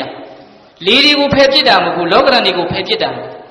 နော်မြတ်စွာဘုရားလောကရန်ကိုဖယ်လည်းမဖယ်ခိုင်းမအောင်ဖယ်လို့ရတဲ့လောကရန်တော့ဖယ်ပစ်ဖို့နော်အေးလောကရန်တွေကိုဖယ်ဖို့တဲ့အဲ့ဒီတွေ့ကြုံနေတဲ့လောကရန်တွေကိုခန္ဓာရင်ရှိအောင်ကြိုးစားတာနော်တော်ယုံတယုံကိစ္စလောက်နဲ့စိတ်မညစ်တော့တာစိတ်မပန်းတော့တာတချို့ရှိတယ်နော်တရားတော်လောက်နဲ့လည်းပဲဝုံတိုင်းကျဲနေတာဟင်တခါကြီးမိုင်းမြခံနိုင်သလားမခံနိုင်ဘူးစကားလေးတစ်ခွန်းလောက်နဲ့လည်းပဲမျက်ရည်တောက်ကြခံနိုင်သလားမခံနိုင်ဘူးအဲ့ဒါဘာဖြစ်တာတီးခံခြင်းဆိုတာမရှိတာအဲ့ဒါဖြစ်နေတာကိုသိခြင်းဆိုတဲ့တတိလက်လွတ်လို့အဲ့ဒါလိုဖြစ်ရနော်ဖြစ်နေတာကိုတိနေမယ်ဆိုရင်ကြည်လင်ရုပ်စဉ်တီးခံခြင်းကြိုးရင်းနှစ်တန်တတိပဋ္ဌာန်ဒါမသိခင်မှာလက်တွေ့ရနိုင်တယ်ကိုယ်တိုင်ကြိုးစားပြီးတော့အဲ့ဒါတွေတကယ်ရပါတယ်ဆိုတာကိုသက်သေပြနိုင်ကြပါစေဟုတ်လားအဲ့ဒီမိုင်းမြအေးဒါကြောင့်ဖြစ်တယ်လို့နေတာဟာလွယ်ပါတယ်ဒါပေမဲ့ရေရှည်မှာအဆုံးအစမရှိခက်ခဲပါလိမ့်မယ်ဟုတ်လားအေးဖြစ်နေတာကိုသိခြင်းဆိုတဲ့တတိကတော့အင်မတန်ခက်ပါတယ်သို့တော့ရေရှည်မှာနိဗ္ဗာန်အထိလွယ်ပါလိမ့်မယ်နော်ဒါကြောင့်လွယ်မဲ့ရင်တော့အခက်ကြုံလိမ့်မယ်ဘယ်နှပိုင်းပြောသွားလဲ၃ပိုင်းပြောသွားတယ်ဒါနာဆွန့်လွတ်ခြင်းနဲ့သိမ့်ပိုက်ခြင်းသီလစောင့်စည်းခြင်းနဲ့ဗျံပရာနေခြင်းဟုတ်လားဘာဝနာတရားတတိလက်လွတ်နေခြင်းနဲ့ပတိနဲ့နေခြင်းနော်ဒါကြောင့်ပိဋကတို့လွယ်တာရွေးကြမလားခက်တာရွေးကြမလားနော်အေးခက်တာကိုပဲရွေးရလွယ်တာမဲ့မိရင်တော့အခက်ကြုံလိမ့်မယ်ဟုတ်လားဒါကြောင့်လွယ်ကူတဲ့လမ်းကိုမလိုက်ဖဲနဲ့ကြိုးစားရသောအာထုတ်ရသောတန်တရားအဆန်လမ်းကိုကြိုးစားပြီးတော့လိုက်နိုင်ကြပါစေအဲ့ဒီလိုကြိုးစားပြီးတော့အာထုတ်ခြင်းကြောင့်မဲ့ဉဏ်ဖူဉဏ်မျက်နှိပ်ဗံကိုလင်းမြန်ထုတ်ချောက်မျက်မှောက်ပြုနိုင်ကြတဲ့သူတော်ကောင်းတွေဖြစ်ကြပါစေတည်း